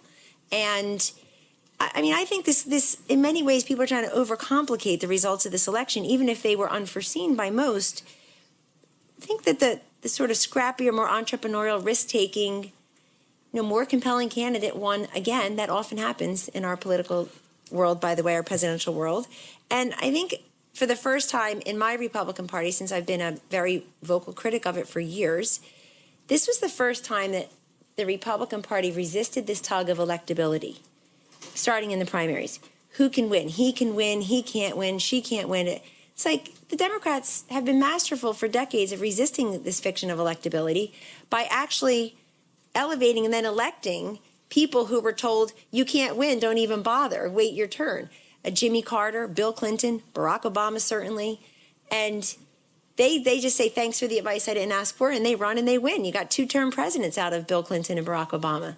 And the Republicans are basically like, let's nominate the person who lost to the person who won as some kind of consolation prize. That's weird. And this was the first time where voters said, I have so many choices and so much time, I'm going to poke the fruit a little bit longer. And electability got replaced with electricity. And then I'll utter two words that haven't been said here that I think are relevant to us also. Bernie Sanders. I think what Jeff and others did on the Sanders campaign was helpful to us because it exposed a weakness that Hillary Clinton had in these states that we went back to once we took over the campaign, Michigan. And it's certainly Michigan, Iowa, for example, where they basically tied. And so I don't know, we have to overcomplicate it. But I'd like to hear from someone on the Clinton team about this issue of gender and how you saw the way Trump was talking about some of these issues. Did you see it as an attempt to denigrate a female candidate? Do you agree or disagree with what KellyAnne said, that it wasn't an issue of electing a woman candidate, it was a question of electing Hillary Clinton as the first woman candidate? How were you evaluating that, not at the very beginning, but as you were going through this in real time in the fall? I don't think we know yet all the different ways the gender affected how people looked at this. And that was true in the primary, too. There were a lot of gender undertones to what we dealt with. And I don't say that's the reason we lost. I'm just saying it was a factor in how people looked at candidates. The Bernie bros and the vehemence and the anger and the hideousness, frankly, of what was said online and to our people and so on. I've never really seen anything like it. And those are our Democrats. They support a guy who we have great respect for.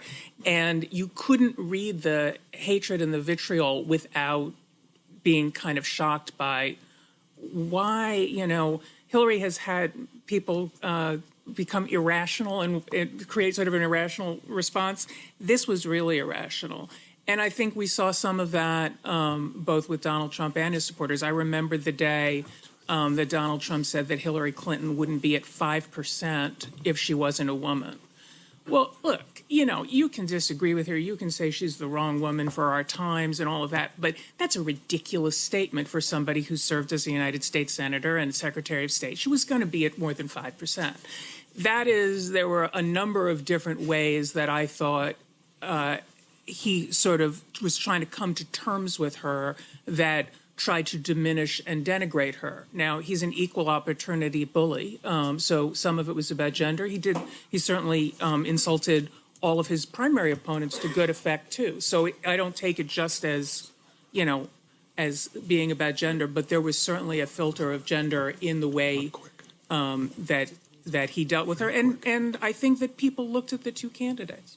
But look, down ballot female candidates, which is most of our experience because we don't have a lot of experience with presidential candidates that are female. Down ballot, female candidates often have some advantages, and one is that they're seen as fresh and new. I mean, Joni Ernst in Iowa, for example, certainly Patty Murray when she was running a long time ago in Washington State, PTA mom, I believe.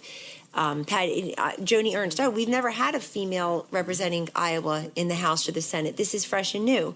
Nobody saw her that way.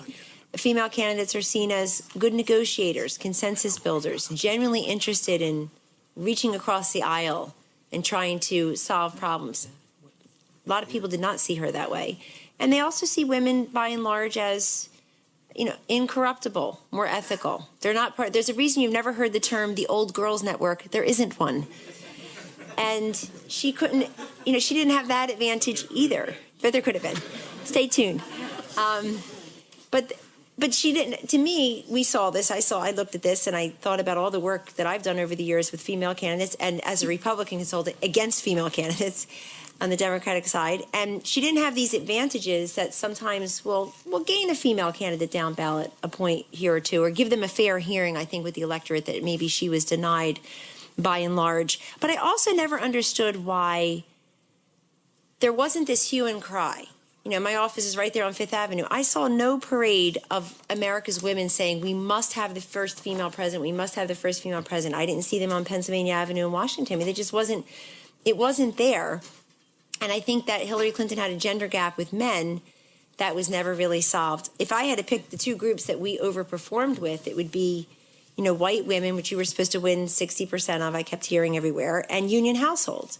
But if you only got what President Obama got against Mitt Romney among women with a female candidate, it tells you something, even among female voters, that they were looking at, maybe they'll say she shares my gender, but not my vision or not my values or not my position on these particular issues or not my quest for change.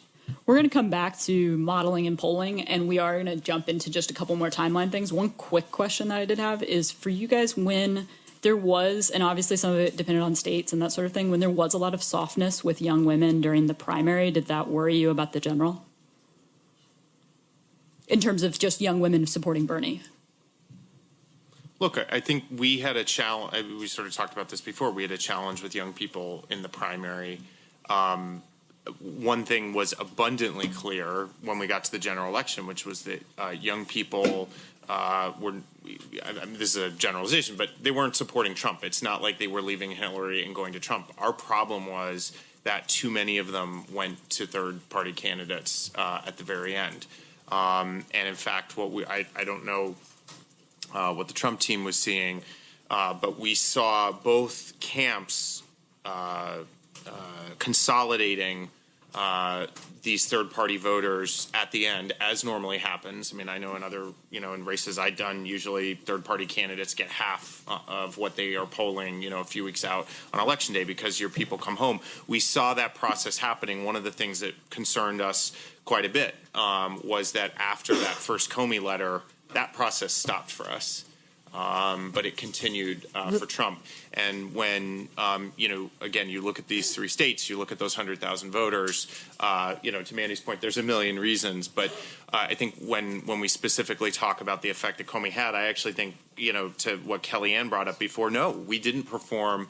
I think when you said 60%, I think that was typically specifically with college-educated white women. We didn't perform where we needed to. We didn't. And particularly, Philly suburbs is a great example of that, or outside Milwaukee. But that's the drop that we saw. And do you think was there an over-reliance on celebrity endorsers and surrogates in terms of reaching some of those millennials?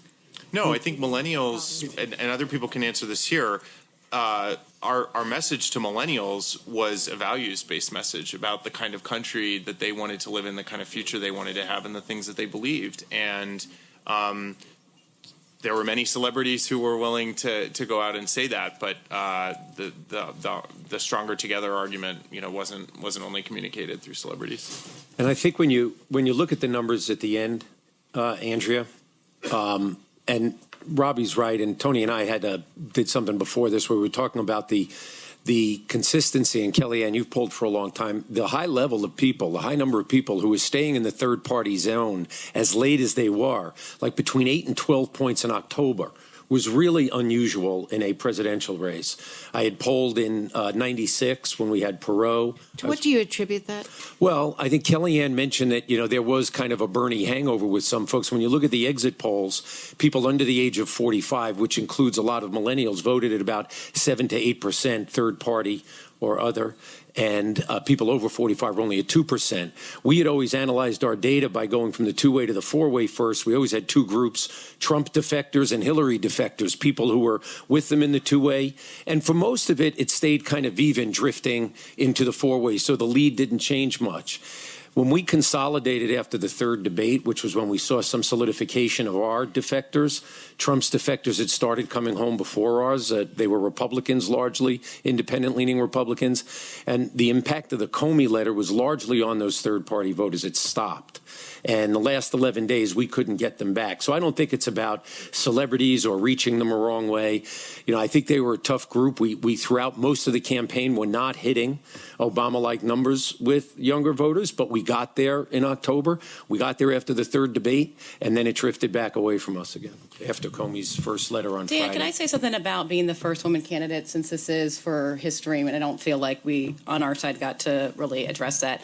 I heard a lot, I'd be fine with a woman, not just this woman, and probably nothing, I find nothing as no statement that you would hear in the campaign as disconcerting as that. Because, yes, this woman that walked through the fire of what this presidential campaign was for her in terms of both through the primary and the general, and this woman that stayed at it for 40 years, and this woman that broke all the rules of how people perceive a woman. I talked about this a little bit in the Democratic primary panel, but I think Hillary was not just, I think part of her problem is she doesn't have a peer on the national stage.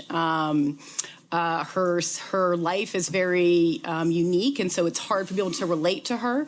But also, she doesn't have a peer for us to compare her to. We have other women senators that we can compare them each other to, but there's no one to compare Hillary to. And as a baby boomer, she was a generationally challenging figure. Certainly, as a first lady that had a career, she didn't stay home and bake cookies. She broke a lot of rules, and women candidates, I think, are given some of the benefits of the doubt that KellyAnee noted until they violate certain norms of how women are expected to behave, and then they just become very challenging. And I think that is, I think that's a big part of what happened to Hillary, and that's why when you hear people today say things like, "Oh, there's something about her I just don't like. There's something about her I just don't trust," and you look back at interviews from the 1992 campaign with man on the street interviews, and people saying, there's something about her I just don't like. There's something about her I just don't trust.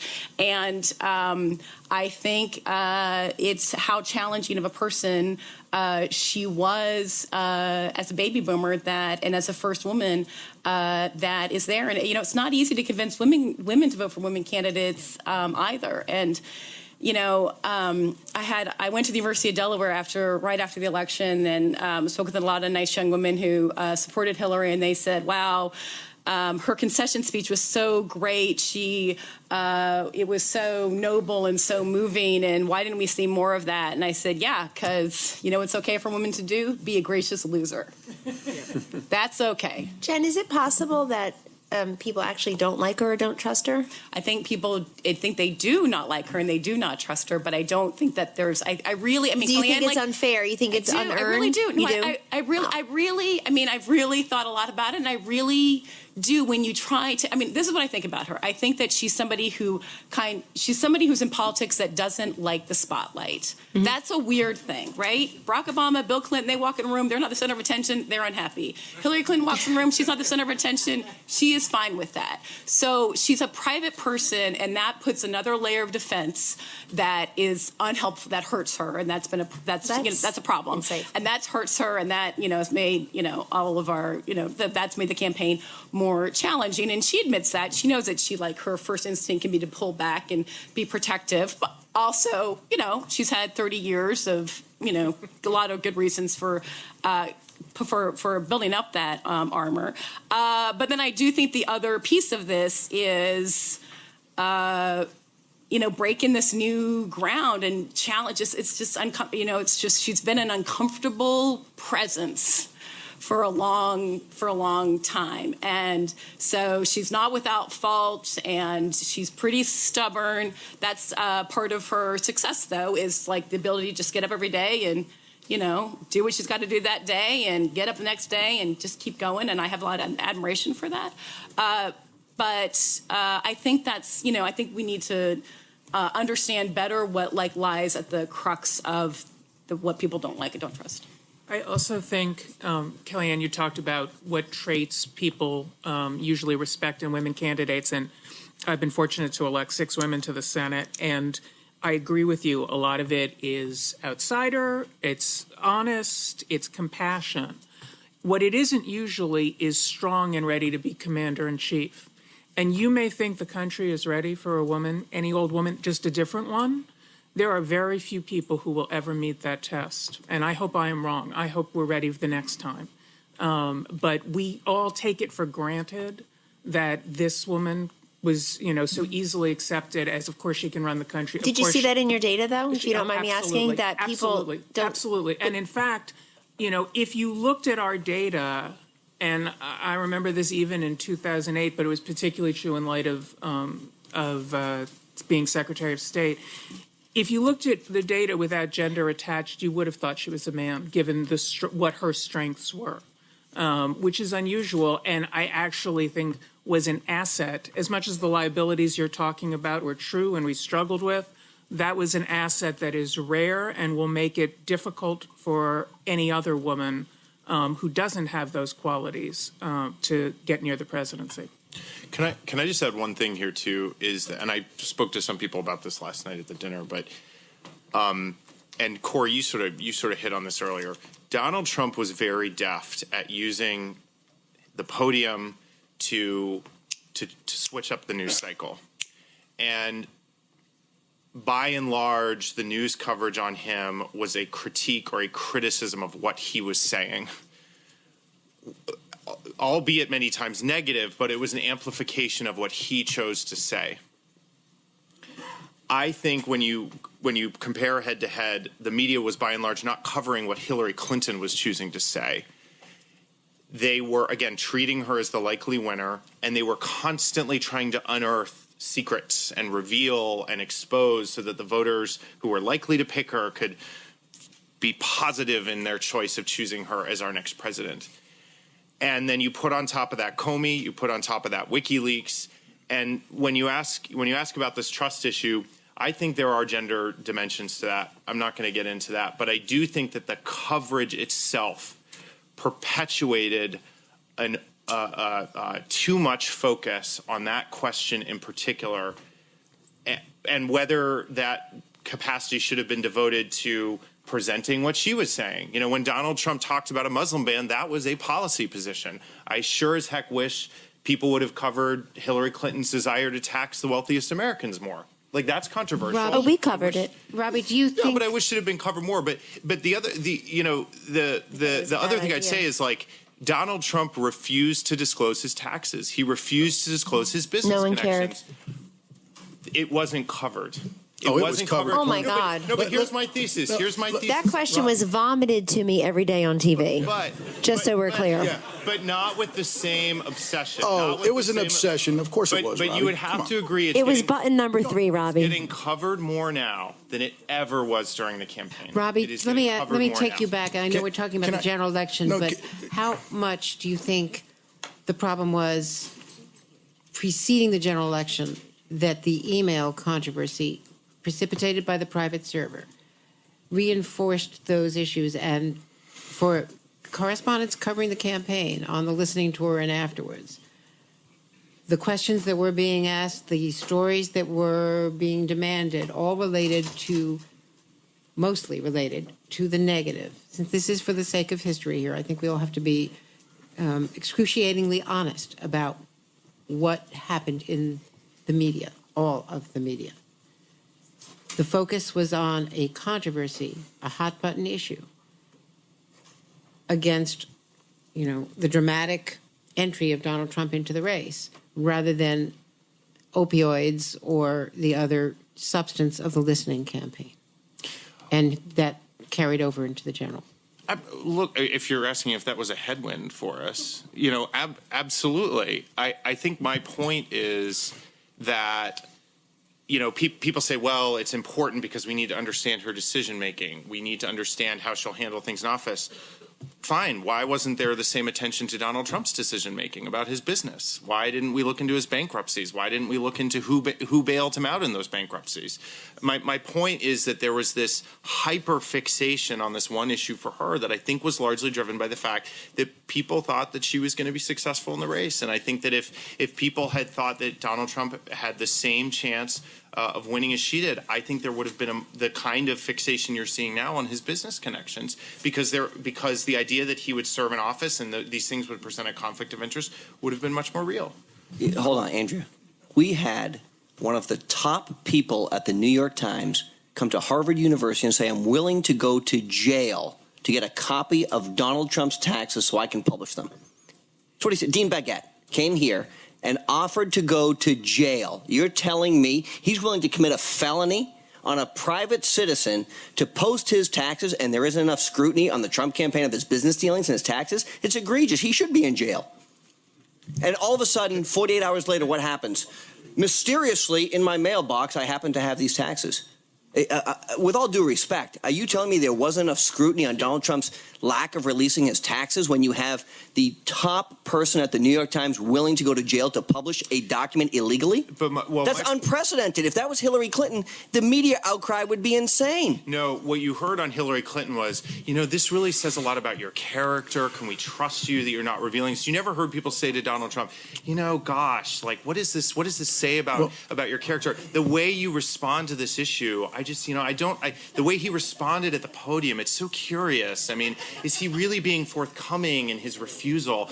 I mean, the hyper obsession over every sort of aspect of that, I do not think was reflected. And again, to the point that you guys all made, that was because Donald Trump changed it up. Every minute there was something new and controversial for the press to chew on that deflected from that. Robbie, with all due respect, I seem to recall 3 debates where every chance Secretary Clinton got, she made a point of talking about how Donald Trump didn't pay $950 million in taxes.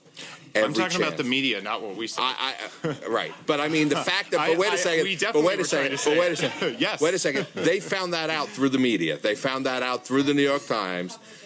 And on top of that, it isn't like you didn't have a chance to say it, or that Priorities USA didn't have a chance to run it.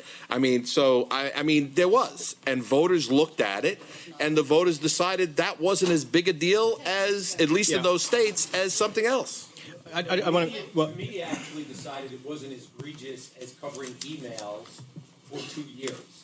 We have an unprecedented situation now where a president, by dissembling, saying he couldn't release his tax returns while they're under audit, which is completely not true. I know that might unsettle you, but that happens to be the fact. Refused to release his tax returns for the first time in 4 decades. It's a precedent now that probably will be sustained by other candidates. And in fact, what we know from 1 year, however it came about, Corey and others, was concerning to some people. Now, the question was about media coverage, as Jen just said. And if you look at the number of stories about that, you may have been asked about it, but the number of stories about his tax returns, other than the one time the New York Times got a copy of them, pale in comparison by exponentially to the coverage of emails. And, on the email thing, if I can. We need to move on. All of a sudden, the media doesn't want to hear about it. I'm sorry, the emails were... Look. Yeah, but the emails were different, folks. I'm sorry, the emails were different. She was under FBI investigation. There's a big difference. There's a big difference. And you guys call it headwinds. You guys call this headwinds. And Donald Trump was under investigation for being connected to Russia. Self-inflicted wounds. Okay? You call it headwinds. There was no Russian connection.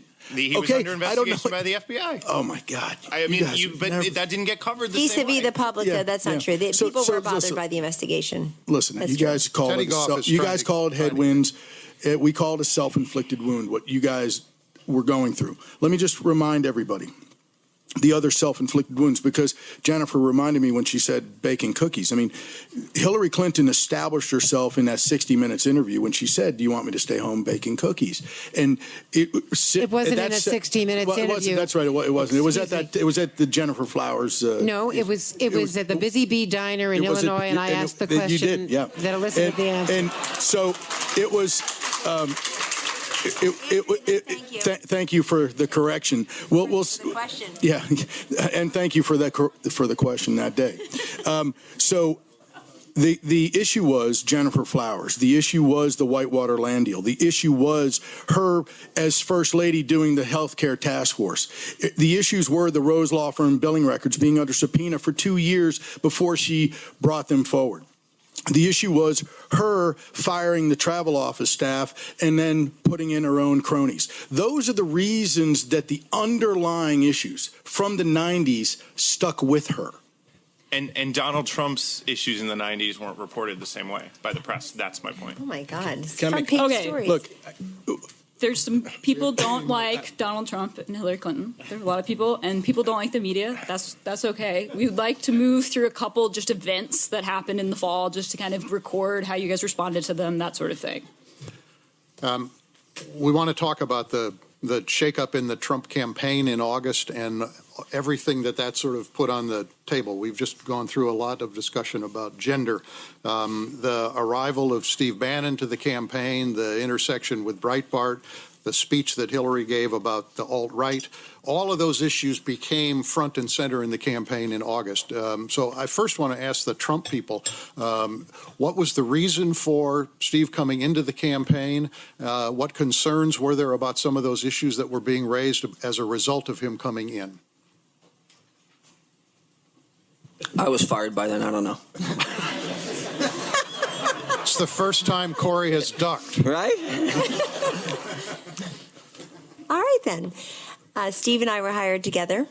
And the reason Steve Bannon was hired is the reason that he's going to be the chief strategist and special counselor to the President of the United States, is because he's a brilliant tactician who has been a Goldman Sachs vice president, is a graduate of the Harvard Business School, steps from here, engenders all types of laughter from people who don't know him, and No, just that you're bragging about Goldman Sachs. who he funny. just beat, and he also he has the rights to part of the rights to Seinfeld, which really tells you what a great negotiator he is. Somebody couldn't afford a deal that they were doing, and I think the show was rated in the 25th or 35th in its first season, and he got the rights. And he also, of course, yes, thank you, naval officer. But I think that you've cherry-picked, I've said this many times, some headlines trying to make, I don't know, when Hillary Clinton gave her speech in Reno about the alt-right, I just looked at that and I thought, is she running against a website now? It was confusing to me, frankly, because I know Steve and I know what he brought to the campaign. But it was also confusing to me because it just seemed so beneath her. You're talking about she was Secretary of State and she was a United States Senator, and she flew to Reno at a time when she wasn't doing that many campaign events anywhere. Fundraisers don't count. And gave a talk about a movement that I frankly consider myself reasonably intelligent and a well-read person knew nothing about. And he will bring the same, strategic brilliance and intelligence to the White House for the president. I know that people who are still trying to fight this last war of 3 weeks ago, who seem immersed in the permanent campaign, who certainly are in the, stages except for acceptance, are now trying to besmirch Donald Trump through one of his top advisors. And I think, again, as I said earlier about some of the issues, the country will see through that. And they will give this guy who said in the wee hours of Wednesday, November 9th, that he would be the president of all Americans, not just those who supported him. I think they'll give him a chance to form his government. Do you think that was the message he sent out through the entirety of the campaign? What, that he be the president of all Americans? Mm-hmm. Yeah, but that's who he's going to be. He said it when he was elected, No, but I meant during the campaign, given things that he said and did during the campaign, which, part of the reason that Steve Bannon became something of a controversy when he was brought in was because it seemed to dovetail with some of the things that Trump had said during the campaign on issues of race or religion or, constitutionality, those kinds of things. So I've got a question. I've been in the campaign since the beginning till the end. And I'm what specific instances are you referring to about what he said about race and religion? we're talking about the Muslim in this ban. We're talking context. about what he said about Mexicans in that opening. Illegal immigrants is what he was Mexico's speaking a country. The idea No, that Judge Curiel couldn't do his job because he of was his Mexican Mexican Curiel, heritage. Even though he was from Indiana? Con. I mean, we can go through the list, but I mean, it's not as though there weren't moments in the campaign where he created controversy having to do with race or gender or religion. But Dan, can we? But how does that affect? But does that have Steve, to but do with Steve Steve, your question was about Steve Bannon. Well, because he was because I mean, of his you're association trying to with Breitbart. dovetail the two things. So when Donald Trump said something in January, February, March, April, whenever, had nothing to do with the smear campaign of the left on Steve Bannon today. Okay, and well, it's ridiculous. And to be candid with you, the guy is an unbelievably brilliant strategist who is really a terrific guy who, as KellyAnne just said, a guy who has a Harvard pedigree and is getting attacked by people who have no idea who he is. Wait, hold on. Okay, no. Well, I mean, we happen to be sitting here, but listen, he gets held to a standard that none of these other folks. Well, let me. If providing a platform for white supremacists makes me a brilliant tactician, I am glad to have lost. And give me a minute, David. When I am more proud of Hillary Clinton's all right speech than any other moment on the campaign because she had the courage to stand up. I would rather lose than win the way you guys did. No, you wouldn't. Yes. No, you wouldn't. Yes. That's very clear today. No, you wouldn't, respectfully. Rather, I'm sorry, how exactly did we win? No, go for it, Jen. How exactly did we win? I'd like to know because I've sacrificed the last 4 months of my life to do it. Excuse me. And we did it. And we did it by looking at the schedule and looking at, yes, the electoral map of 270, because that's how you win the presidency. And we went places and we were either ignored or mocked roundly by most of the people in this room, but I have a smile on my face at all times. And we did it by focusing with Steve Bannon and Dave Bossie and everybody you see here. And, they're going to say, oh, she just said Corey was part of the campaign. Jeff Zucker. Okay, Corey until what was that, June? And we focus on how you win. We connected with voters. We connected with voters. Hiring is himself. We've already gone through some of the examples of his own languages, his own positions that I believe are at odds with my value as an American of embracing diversity, inclusivity, equality. And hiring someone like Steve Bannon, which is exactly what Breitbart is. Who would Breitbart? If you guys just spend a few minutes on Breitbart, give these people a platform. You say things doesn't make it true. One of my proudest moments of her is her standing up and saying with courage and clarity, in Steve Bannon's own words and Donald Trump's own words, the platform that they gave to white supremacists, white nationalists, and it is a very important moment in our history as our country. And I think as his presidency goes forward, I'm going to be very glad to have been part of the campaign that tried to Jen, do you think that excuse me, she said white supremacists. Well, I would actually like to follow up. I know it's mentioned a lot on your website too. Do you think I ran a campaign where white supremacists had a platform? You going to look me in the face and tell me that? It did. KellyAnne really? did. Oh, and that's how you lost? It did. Do you think you could have just had a decent message for the white working class voters? Do you think this woman who has nothing in common with anybody? I'm not saying that's why you won, but that's these kind of counties campaign we that was flipped run. over 200 counties that President Obama won and Donald Trump just won. You think that's because of what you just said, or because people aren't ready for a woman president? Really? How about it's Hillary Clinton? She doesn't connect with people. How about they have nothing in common with her? How about you had no economic message, guys? We are. You guys are not. They want this to be about a strategist. That's right. You guys are punching down. It's unbelievable. You're talking about one Steve Bannon. Well, there's another Steve Bannon as the CEO of Breitbart. He himself has said that was a platform for the alt-right. Folks from the platform. Now, you have just 2 weeks ago, in the rise of the alt-right, which is now part of the mainstream of our politics, America is for white people. So don't tell me, and that is the kind of platform, there's a video of it. That is No. Prove yourself what you just said, Karen. Prove yourself. Okay? Prove yourself. The alt-right is the mainstream American politics. No, I said now they've come to the mainstream. Part of what Donald Trump did in this campaign was to mainstream the alt-right. You're just wrong. I actually have a question about that specifically for the Clinton campaign. By bringing which Steve is, Bannon into the campaign and now appointing him to the White House and Jeff Sessions potentially as our Attorney General. Hey, Karen, you guys are bitter. I have a very specific question about the alt-right. Which is, I've been very gracious. You're bitter. I'd say that they see Donald Trump as their standard bearer, as their guy, and now we've arrived. So are you telling them that's not true? Can I just, not true. KellyAnne, may I ask them a not question, true. please? So one question that we did have, there was a bit of a debate. The alt-right is a real thing. Steve Bannon has said that. That's true.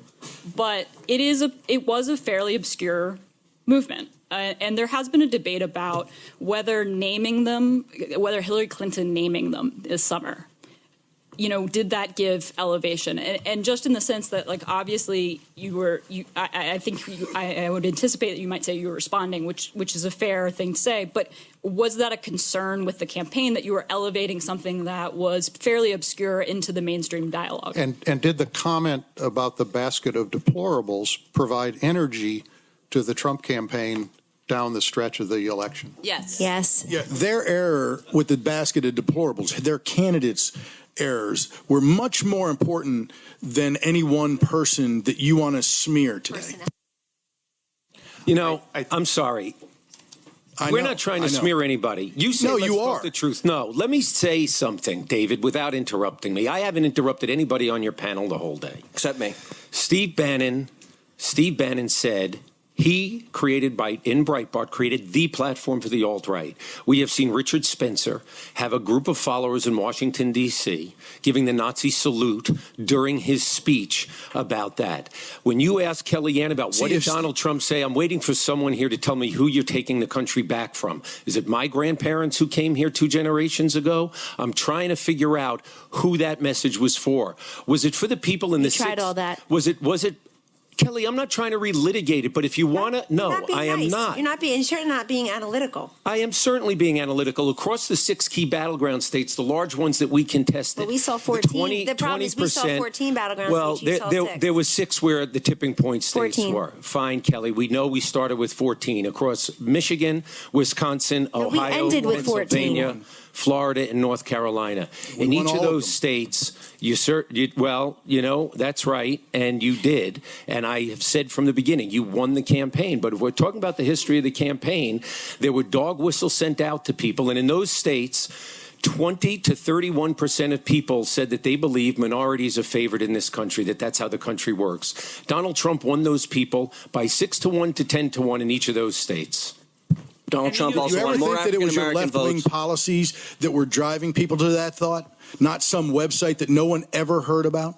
Well, a lot of folks have heard about Breitbart, but to Joel's point, from the very beginning of Donald Trump's campaign, he was very clear. And again, I agree with Jen. I am very proud that in our campaign, we would never use those kinds of tactics. He trafficked you called in him a race sexist, a racist, a misogynist, xenophobic daily. in race And it blew back on you because it's not an aspirational, optimistic message. How in the world did we have a female candidate whose closing arguments were so negative? Where's the uplifting, aspirational, visionary message of Barack Obama or Bill Clinton? The 2 presidents she was trying to succeed. Where was it? It was all about Donald Trump. She was obsessed with Donald Trump. Obsessed with calling him a racist, a xenophobe, a homophobe, a sexist. And guess where it got you? And the basket of deplorables. Message was she's being indicted. I'm going to put her in jail. No. I'm going to lock her up. Really? Yeah, look at our rallies. Go look at your Kellyanne. look at your rallies. All those people. The rallies mattered. He delivered it, and your ad did it every day, Kellyanne. What are you talking about? His closing message was about bringing jobs back to this country, which he's in Indianapolis today doing exactly that with Carrier before he's even the president. It could have been done, but he had to do it. His closing message was about being fair to the American worker, making America safe and prosperous again. His closing message is about reforming the Veterans Administration, where your president and my president, President Barack Obama, has presided over a dysfunctional VA. Actually, our closing argument video didn't even have Hillary in it. Making Americans safe again from Muslim Americans and immigrants to Guys, this country. I can tell you're angry, but wow. I mean, hashtag he's your president. How's that? You know what? I was asked 100 times on TV. They're all here, maybe 1,000 times. Will he accept the election results? Will he accept? Will you ever accept the election results? Really? Will you tell your protesters he's their president too? Hashtag Teddy's KellyAnee, funny, right? I know you weren't expecting it, but seriously, he's not your president. You weren't raised the way I was to respect the office of the presidency KellyAnee, and that who is occupies rhetoric. it. Look, my point back to you is hashtag, if he's going to be my president, then he needs to show me that white supremacy is not acceptable doors, just steps a million times, and you know it. Now you're just lying. Not ever with the veracity Get out that he of has here. attacked. He denounced it. He did it in the New York Times on the record. Right next to him last week. We're going to call a halt to this for a moment. Ridiculous. I'm going to put this on the Clinton team. We're obviously going to not get to everything that happened in the campaign, but how do we go to November 8th? But the biggest unknown at this point is what happened in those last 10 days. By the conventional measures that you would look at a campaign, you won the conventions, you think you won the debates, you lost the election. What happened in the last 10 days? Catherine, I turn it over to you to go down through some of that. Well, and I know, like, thematically it's going to be, so, like, what I would be interested in, just to start, maybe, like, one or two specific things that you did that you would do differently, or things that you wouldn't change but might have hurt. I would have done another debate. That's our problem is when we don't have a means of engaging, it's just we get picked apart. And and we did even talk about it very briefly. As a matter of fact, Robbie and I had a conversation on the plane on Friday morning about should we push for a fourth debate because we're just kind of dead in the water. And weren't getting traction on anything. And then Kristen Welker said, have you seen this story that just posted about the FBI opening investigation of the emails? And our wireless didn't work for an hour, just like the lights going out. And then we got overtaken by those events. I think that would have made a difference. One question I had for both, and we'll circle back around to you, just to start with, there's been so much, and obviously we started right before this with Nate Silver, and we talked a fair amount in here about polling and modeling, but there's a real conversation to be had about that because, I'm sure there are exceptions, but for the most part, people expected that Clinton would win in the final days, and people expected that the Trump campaign would not win. That obviously was very not true. And so as a factual point for both campaigns, I'm curious when you guys stopped polling. And then I'll start with you, and then we get into I'd actually like to know what the 14 states were. It'd be actually nice to talk about the actual campaign. We haven't actually discussed it. All we talked about is the media and press. Well, we'd like to know what both. I think we haven't talked about how the ground games were different. We'd like to know I think what both of you were doing, seeing internally in those last 10 days. I think there were significant differences. I think one of the things is we spent 50% of our money on digital and 50% on TV. So that's a groundbreaking thing for a presidential campaign. Would everybody agree? I think the previous to that, most people spent 15, 20%. We spent $100 million on digital and $100 million on TV. That's a pretty big change. Our ground game was operated through the RNC instead of operating more independently. The RNC was the best blessing that we had as we came out of the convention. The RNC was ready for a plug-and-play ground operation with a data-centric view, and I think that was a huge win for us. We didn't have to build our own ground game. The RNC had built an operation. We didn't need offices. Why? Because we had an app. We didn't have to rely on old paper door-to-door knocking. So we didn't have to build offices. I think all these things are things that actually I think people might want to hear. Yeah. That are significantly different between the two campaigns. What worked best for you digitally? Look, I've been pretty public to say that Facebook and Twitter helped us win this. No, substance. What was the substantively on those platforms? We built universes that targeted we knew the 14 million people we needed to win 270. And we targeted those into over 1,000 different universes, cascaded them exactly with the things that mattered to them. We didn't let the media go to them. We went straight to them. And we spent the money in digital to do that because we couldn't compete with them on TV. How do you, obviously we have like the election results, but like, were there areas of the country that you see like a specific, like Yeah, where I you mean, can see? we won exactly where we laid our money, other than one example, state.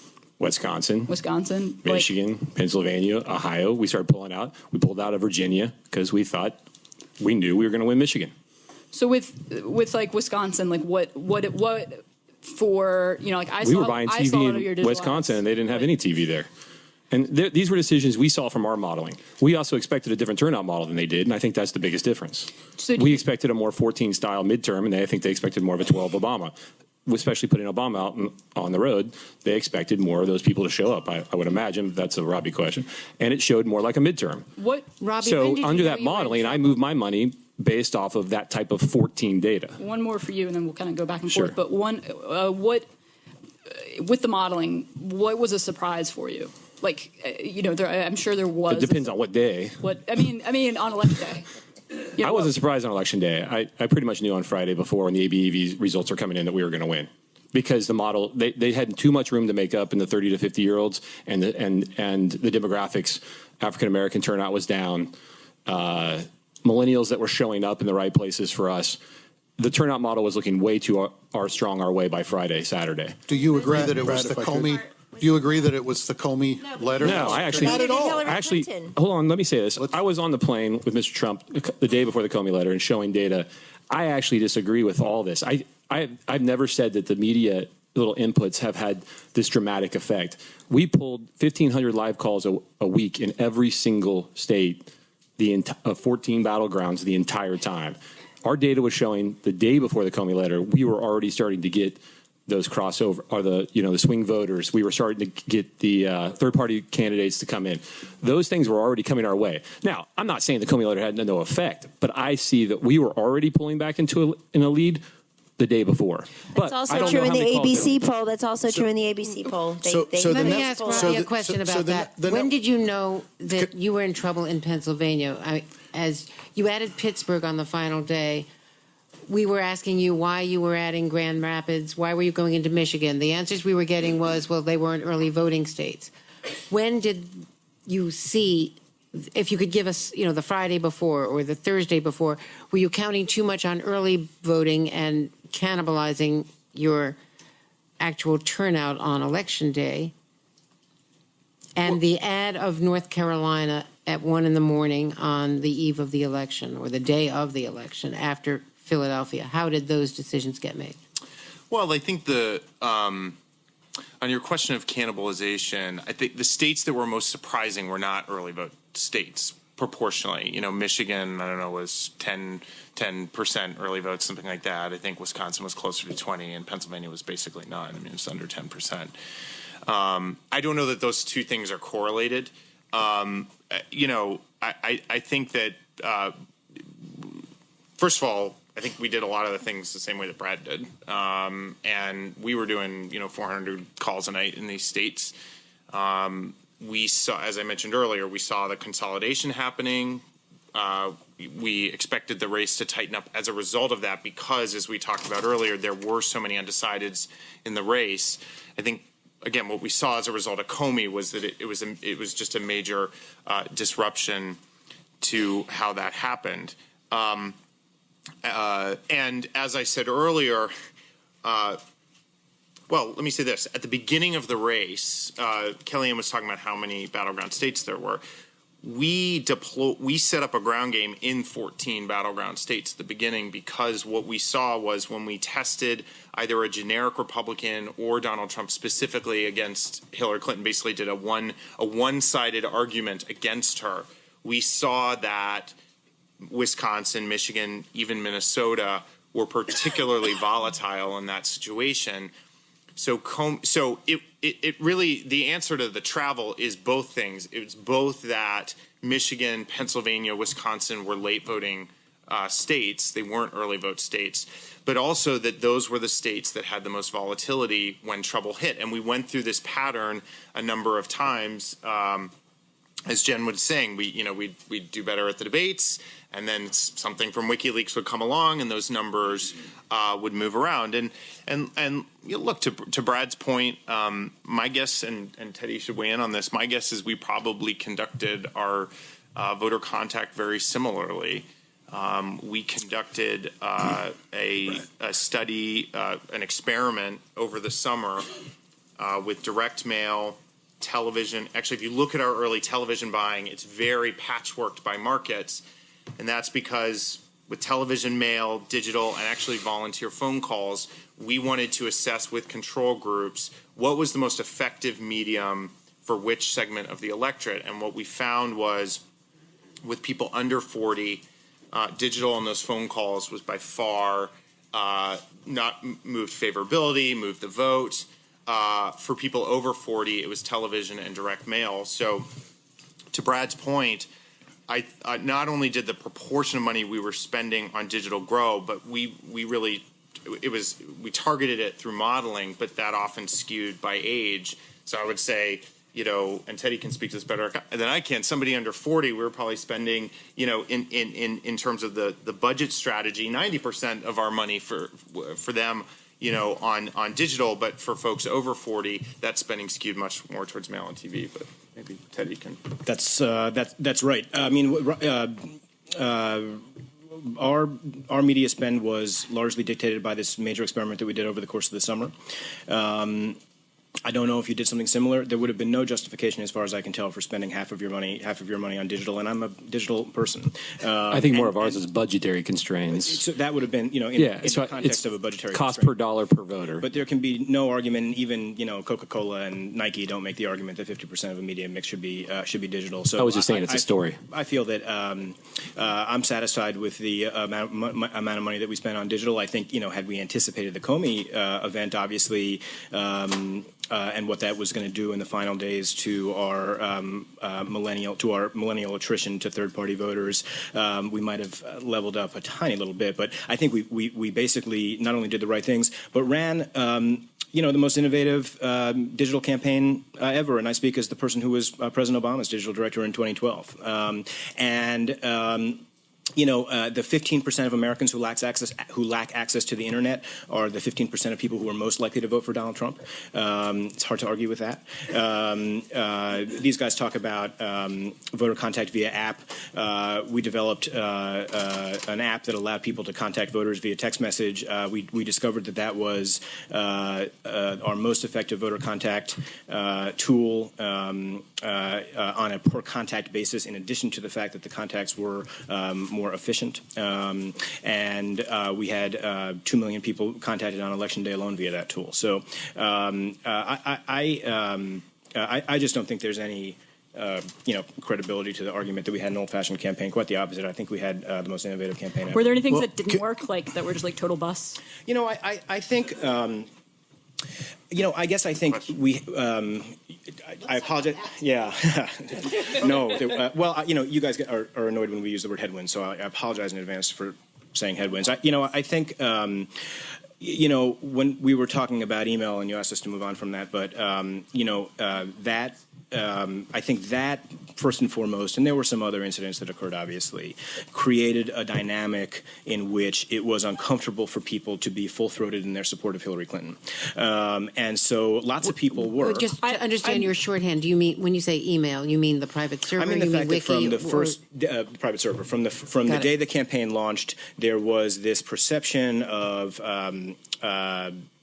some sort of a cloud hanging over her in the campaign, which affected some people's actual enthusiasm, but really affected a whole lot of people's willingness to express their enthusiasm. And that's why we saw enthusiasm reflected in polling, and yet we had this phenomenon of, very measured statements of support on the internet, on the ground, and even to the extent of these private Facebook groups. So you mean like social support? Like you couldn't get like organic social support? I can't help by virtue of my My experience is comparing the situation to that which President Obama has always enjoyed. And, for President Obama, there's no cost to a person in many parts of the country expressing their support for President Obama. If they tweet out their support for President Obama, that makes them look cool to their friends. That's no problem for them. That's not risky at all. And the same was not true for us. And so we had people. What's that? Pantsunik? So, yeah. So we had millions of people who, again, when they were actually polled, expressed great enthusiasm for Secretary Clinton, but perceived and then actually experienced, when they would give it a shot, a bit of social risk to them if they were going to express that. They experienced that in the primary, as Mandy mentioned, and they absolutely experienced that in the general. It's interesting. My personal Twitter account, I've been doing nothing but, say bad things about Republicans for 6 years. It's not until this campaign that I got, these awful replies. Did you get death threats? To your house? Yes. Yeah. Written in letters? Yeah. No, I'm just digital director?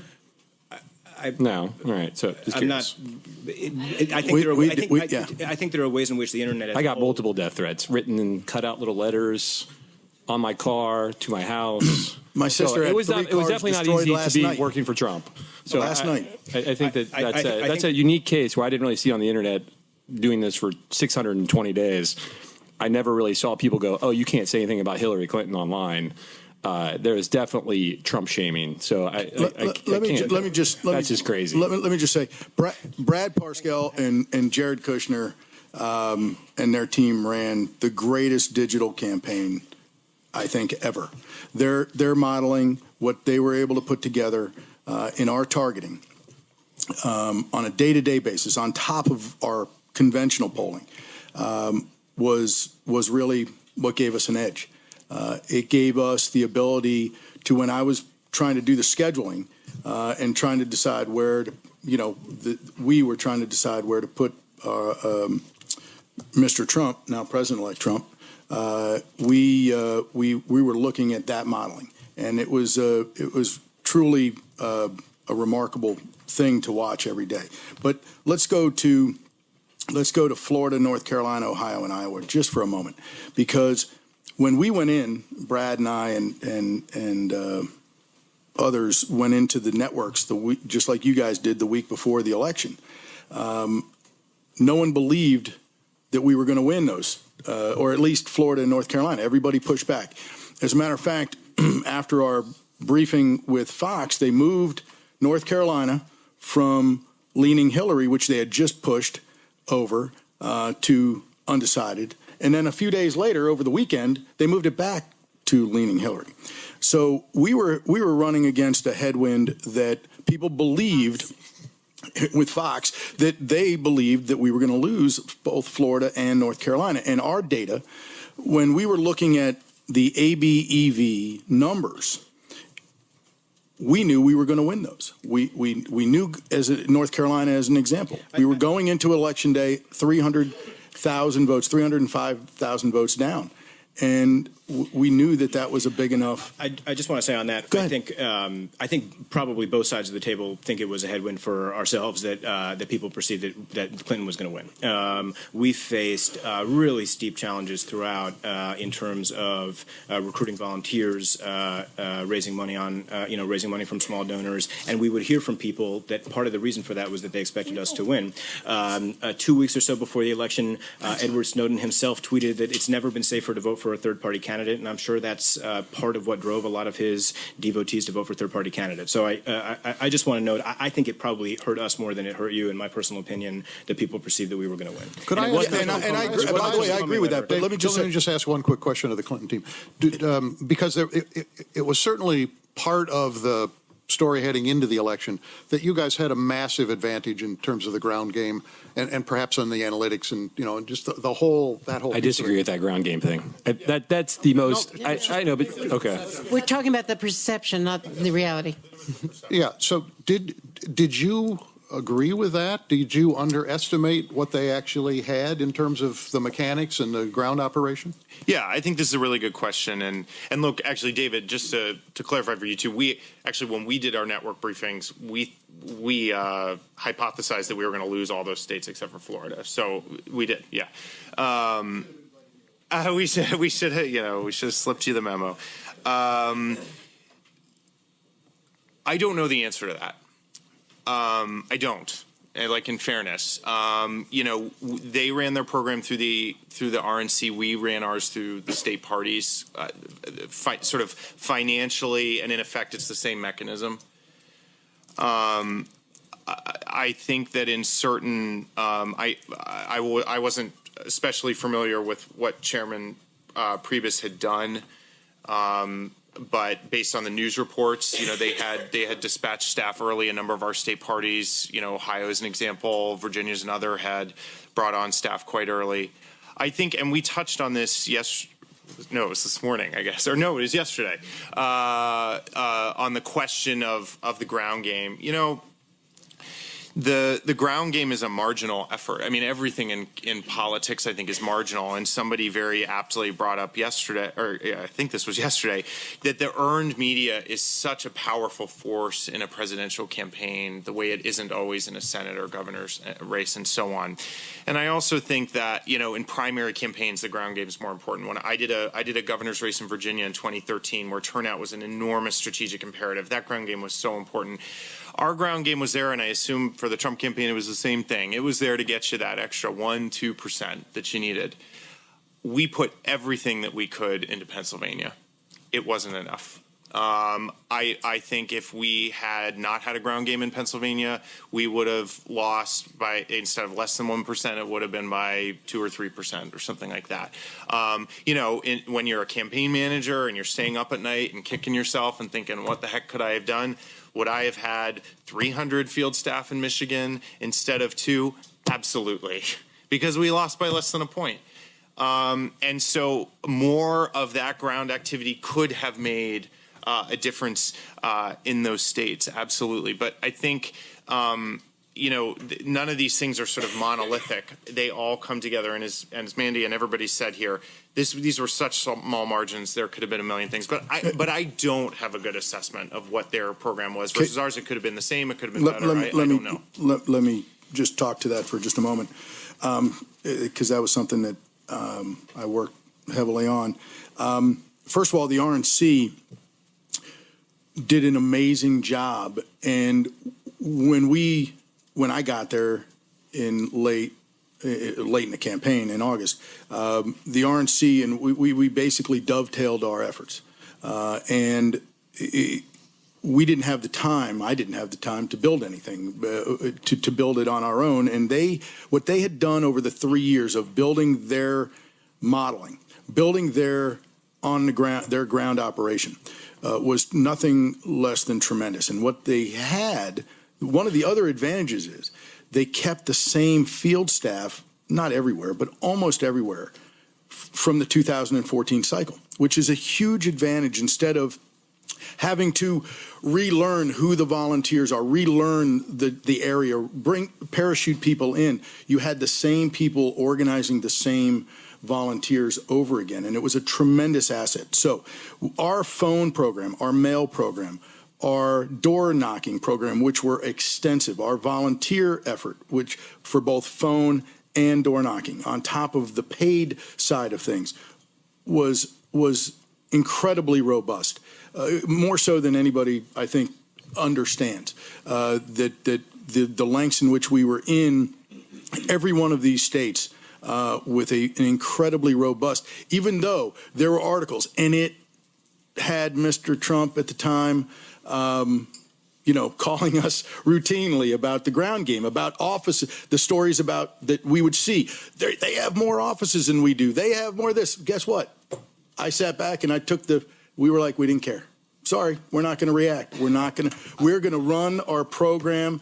Brad's modeling. Can I add we couldn't do anything anyway. I think the one thing about the office thing that was just frustrating with all the news cycle was we don't have offices. And what the RNC did in partnership with us by using the iPhone and the Android devices, where you walk out your door, you can start going knocking doors. We didn't need a centralized location.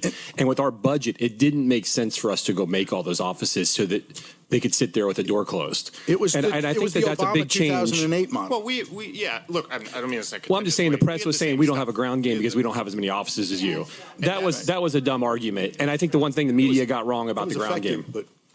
No, and that's fair. And I don't know. I mean, you guys. No, I'm just saying that office is not the argument for a ground game. Yeah, The offices themselves, the physical addresses. And look, to your point about people sticking around, you know, we one of the advantages of having a primary in all 50 states was that we actually we did keep people, for example, our Ohio staff, so on, we kept them in those states. So effectively, in many places, we'd been able to start in March. Those people flipped over to state parties. And look, we had to make a call in May, even when we were, you know, we spent a lot of time campaigning to win the California primary, but we started building up early. And we were very fortunate to have that time and have those resources to the state party. Robbie, I want to ask one question, and we want to throw it open to the audience, but it's kind of a takeaway question, and that is, at what point, because you clearly went into Election Day still believing you were likely to win, at what point did you know the election was gone? And as you have looked through, I mean, and Mandy made a good point, there are 100 or 1,000 reasons that you could, but you all must have done some look at this. Where did you fall short in terms of the votes you needed, in terms of what groups, and when was that apparent? Yeah, I think when the results started coming back in Florida and North Carolina, for that matter, we were concerned about African American turnout, but also our performance, as you know, the performance in among white voters against what we had modeled as likely to happen. That we weren't matching that performance, and you're making me remember such a wonderful moment in my life. When we saw that, you know, I remember us thinking, well, maybe this is just a Southeastern thing, and if that's the case, we're going to be fine. If that's not the case, we're not. And it wasn't just a Southeastern thing.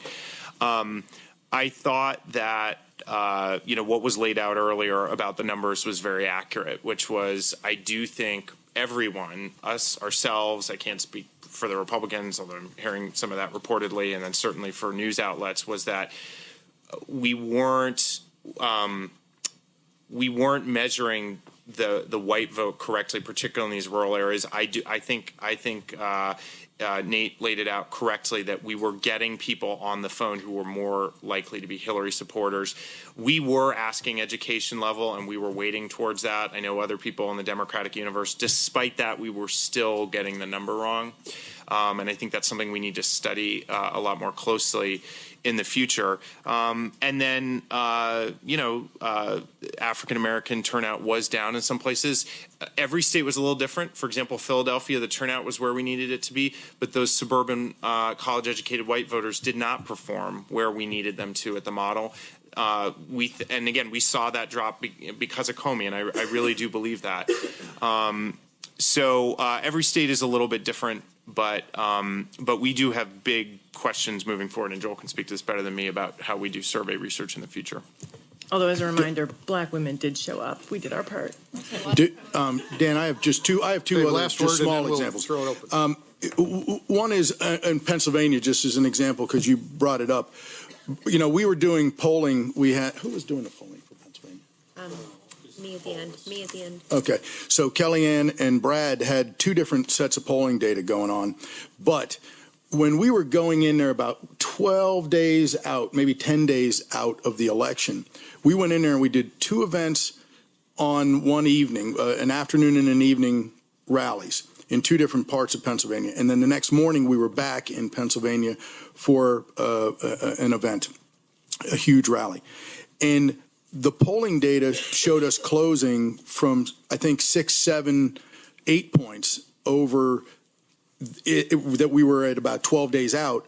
It showed us closing dramatically after that 24-hour period. So we poured it on with events in Pennsylvania, bringing him and then Governor Pence into the state over and over again, and that really helped us. Ivanka and Melania. And to add to that, we really backloaded all our media buys. We had to, and you guys know that. I couldn't spend the money early, so I had to hope that we were ABED result, right? You know, and we spent 50 over 100 million in the last 12 days, 14 days. I mean, I didn't have much choice. And the last point that I'll make is the Brexit issue.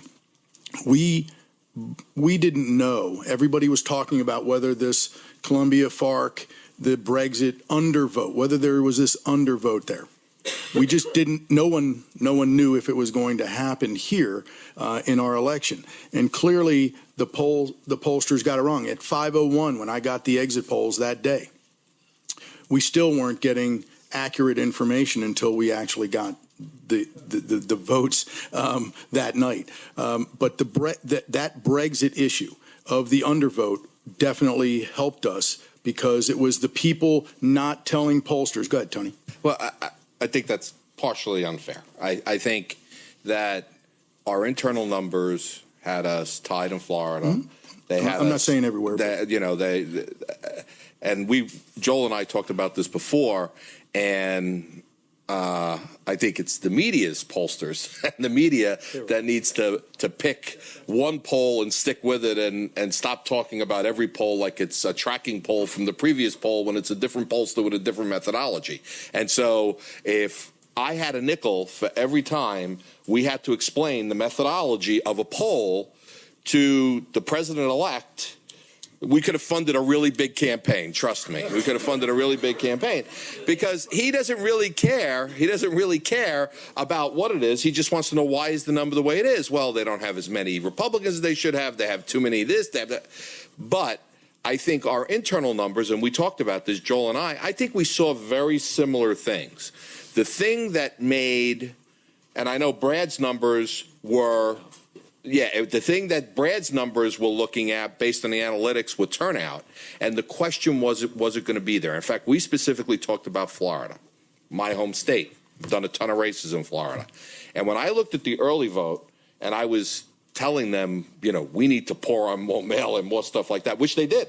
They did. Florida was not our best ABEV, though. No, but they did. I know. But they did, and we stayed, competitive at least in Florida. But when you looked at the ABEV vote, you said to yourself, well, wait a minute. Look at all of these new Hispanics that are turning out in the Orlando area. Look at all these new, you know what I'm saying? So in your mind, it kind of raises questions in your mind. But the thing that nobody really had a good handle on was we saw in our surveys among election day voters, we were crushing you guys. I don't know what you saw in your surveys, but among AB and EV voters, you were winning. But among election day voters, we were crushing. The question is whether or not that intensity would stay the same by the time it got to election day to do it. And in our case, it did. And in fact, 4 counties in Florida alone make up the difference between winning and losing that state. And so I think the internal polls were a lot more accurate than the public polls that we were seeing. One question, and then we want to get people, like the students, and then a couple audience questions before we run out of time. Is same question to you guys. When did you know on election night? That's a difference between different people on this table. Yeah, sure. I think I'm interested. What's the I difference? told Mr. Trump, I think it was Friday night. I told it. He looked at me like I was crazy, so it's all right. For me, October 22nd. That's when I told him. Well, I'm saying from the data, though. Yeah, that was I thought I was going to win 620 days ago. I mean, let's be honest. But well, but how about on election night? What's the thing that where you were like? I think ABEV results made us feel very good. I mean, do you agree with that? I mean, so no, I mean Florida was the only one. Florida about 167,000 votes. Romney had lost Florida. We lost it by what, 80,000? Well, it wasn't on. I think Romney had lost Florida in the early vote by about 167,000 or so. We lost it by what, 88,000, almost in half. So we felt that we would need a strong performance. We heard from folks in the know that in Miami-Dade, for example, something like, I don't know, by 6 or 7 p.m., somebody reported to us that the Democratic vote that had been cast in Miami-Dade County was 100 or 120,000. And we said, wow, that's really low. They cannibalized themselves in the early vote. So we saw things like that. And by the time we were looking at the returns in Florida, I told Mr. Trump on the phone, then he came down to the war room to watch the rest of the night until we went over to the Hilton. So in Florida, though, I have to say, we were worried the Hispanic vote came in high. The rural vote hadn't showed up in ABEV yet. And then I don't know if it's blood from the stone over 65, a little bit. So, yeah, I was nervous about Florida going into it. But as we know, the rural vote showed up on election day. But I think as you went north and you went to Ohio and Pennsylvania and Michigan, or Michigan didn't have much ABEV, but not Pennsylvania, but Ohio really, you knew it was going to bleed out from there. And you could just see in the ABEV results, it was like, this looks really good for us. I agree. I mean, look, I think Ohio and Iowa pretty early on, we were saying this is not going the way it needs to for us. But the Hispanic vote went more for us in Florida than most people thought, and I think. And I think that our theory ever so slightly, and we think that's because of Cubans, like particularly in Miami-Dade County. Yeah, that's our guess. Is I don't know that maybe on the phone they. And then the rural vote showed up on election day. But I agree with that. That And then and North exurban Carolina, when we counties. became more pessimistic, is Yeah, really but Florida's always an interesting. All right, let's move on to questions from the audience. Students? From the students, you have microphone? Yeah. I'm interested to know when, if ever, The mic's not on. The answer is no. Okay, so my question was, when, if ever, did Donald Trump think or was certain that he would win the election?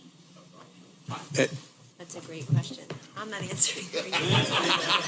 Well, I can tell you in the primary we used to play this game. What do you think my odds are today? Right? He was doing that day. And it's every day, We were right? doing that last night. Yeah. No. Right, what do you think my odds are of winning today? And so that was kind of the game that was always played. Sir, I think it's 52%. Okay, I think it's just a random number. By the way, when I think Nate Silver was changing his on election night, he went from the New York Times too, though. 10% to 23% to whatever the percentages were, and it kept going up. And he would get somebody would show that to him, and he would chuckle that his number it was getting better by the minute. But it was he took this very seriously. He was watching we were watching the election results. We had a war room next to the war room where he was watching, and those folks were just grinding out numbers, county by county, state by state. Florida had us a little bit concerned based on what we thought some of the big urban centers where the votes weren't coming in as fast, and we were wondering if that might change at some point during the evening. I think you guys were probably wondering the same thing, hoping it was going to go the other way. But it was as we were going through our accounts, county by county, and we had a team just focused on Florida, looking at every single number. That really, as they got north to maybe Jacksonville, I made them change to North Carolina as we were concerned there as well. It was closer than we wanted. But once we knew we had both of those, Ohio and Iowa were very good for us going in. We felt very confident. And then we had to win somewhere else. And I would say that particular night, though, Mr. Trump was, he's a transactional guy, and he's somebody who knows the deal is not done until it's done. That's the way his career has been. And when we saw certain things happening, we became very optimistic. I think maybe 10 days out or 15 days out became very optimistic for a number of reasons. Well, I said October 22nd, so 17 days out. But for him, it was really, we went upstairs after Florida, North Carolina, Ohio, Iowa were in, and a combination of Pennsylvania or Michigan were looking good. And then we went back upstairs to the residence where he finished his speech on his own. And we waited, and he kept saying, stop congratulating, stop, people are calling, until Pennsylvania came in. You got to that give was credit. 1:36 a.m. He but sat there with the interns all night. Yes, he really did. Right Well, there you've next to seen the two pictures. interns, sat with the 100 people around him. It was hot. It was nice. It was so 1:36 hot. I went back to my a.m. office. But the one thing I had told him all along was to stop, because he said, oh, we just had 30,000 people there. How am I losing to her in the state? And that's not directly correlative, we all know. But the fact is, I'd say to him, Hillary Clinton I said, remember the Mitt Romney 47% problem? Yes. I said, she's got a different 47% problem. And I said this on TV publicly many times, so it's out there. But I was always very struck. And when we were making scheduling decisions and investment decisions about the candidates' time and money and paid advertisement and earned media, I was very struck that Secretary Clinton was pretty much mired at 44, 46, 47% in all of these states that President Obama had carried twice with well over 50% of the vote. And the question was, as time marched on, what in the world were these undecided voters going to discover or learn about Hillary Clinton that was going to make them say, that's right? Okay, now she'll somehow make up those 7 points in Michigan or those 8 points in Iowa. And so if we could, even on election night, I would say to him, look, she's at the same 46% she's always been, or she's at the same 47% where we've always had her. And I think that was just a very clarifying moment. I think nationwide she ended up with about 47% or so. Another question? I also want to know, when did Hillary Clinton expect to lose? Well, obviously on election night, we briefed her on what was happening, and it was clear we were losing. So no sooner. No, I mean, I think we felt, we had a confidence going into election day. Look, I think the other thing, Kellyanne's going to disagree with this, but I think, again, I cannot emphasize enough as we were, because both campaigns were tracking every single night. I do think the undecideds broke against us. I do. And they did. But again, I cannot emphasize enough, based on the data we were seeing every night, that Comey letter had a huge effect. Well, why did Mrs. Clinton say it didn't? Because she said that very night up at the podium. Was she not telling the truth, Robbie? She said, oh, everybody has already decided what they think about the emails. It won't matter. And boy, is that what we hoped. Yeah. Oh, okay. But obviously, I don't think you guys give yourself She enough has a credit. universe of her own. I don't coin a think phrase. you give yourself enough credit for the negative campaign you ran. Because I hear this heroic story and, of him connecting with voters. And I think Corey called it great branding. I think you did a very brilliant job of branding her, less than him. I mean, he limped into this, and God knows he's won, and more credit to all of you. But he has the worst negatives of anybody ever elected. The only other person who had those kind of negatives was Hillary. And I think you did an excellent job of keeping it that way and using media sources that I don't think most of the people in this room follow. They don't watch Alex Jones. They don't read Breitbart every day. They don't know what was on the cover of the National Enquirer every week. They are not watching the fake Facebook stuff or the great dark arts stuff you were pumping out there. There is a world that many people were watching where Hillary Clinton was dying for months of Parkinson's. Rudy would say it on the air occasionally. Alzheimer's, Parkinson's. She's, just got days to live. She's going to jail. She's going to jail any minute now. Donald Trump would say it periodically, but there was a very impressive gassing of her that obviously played into things that existed, as I think Kellyanne and David Bossie both talked about.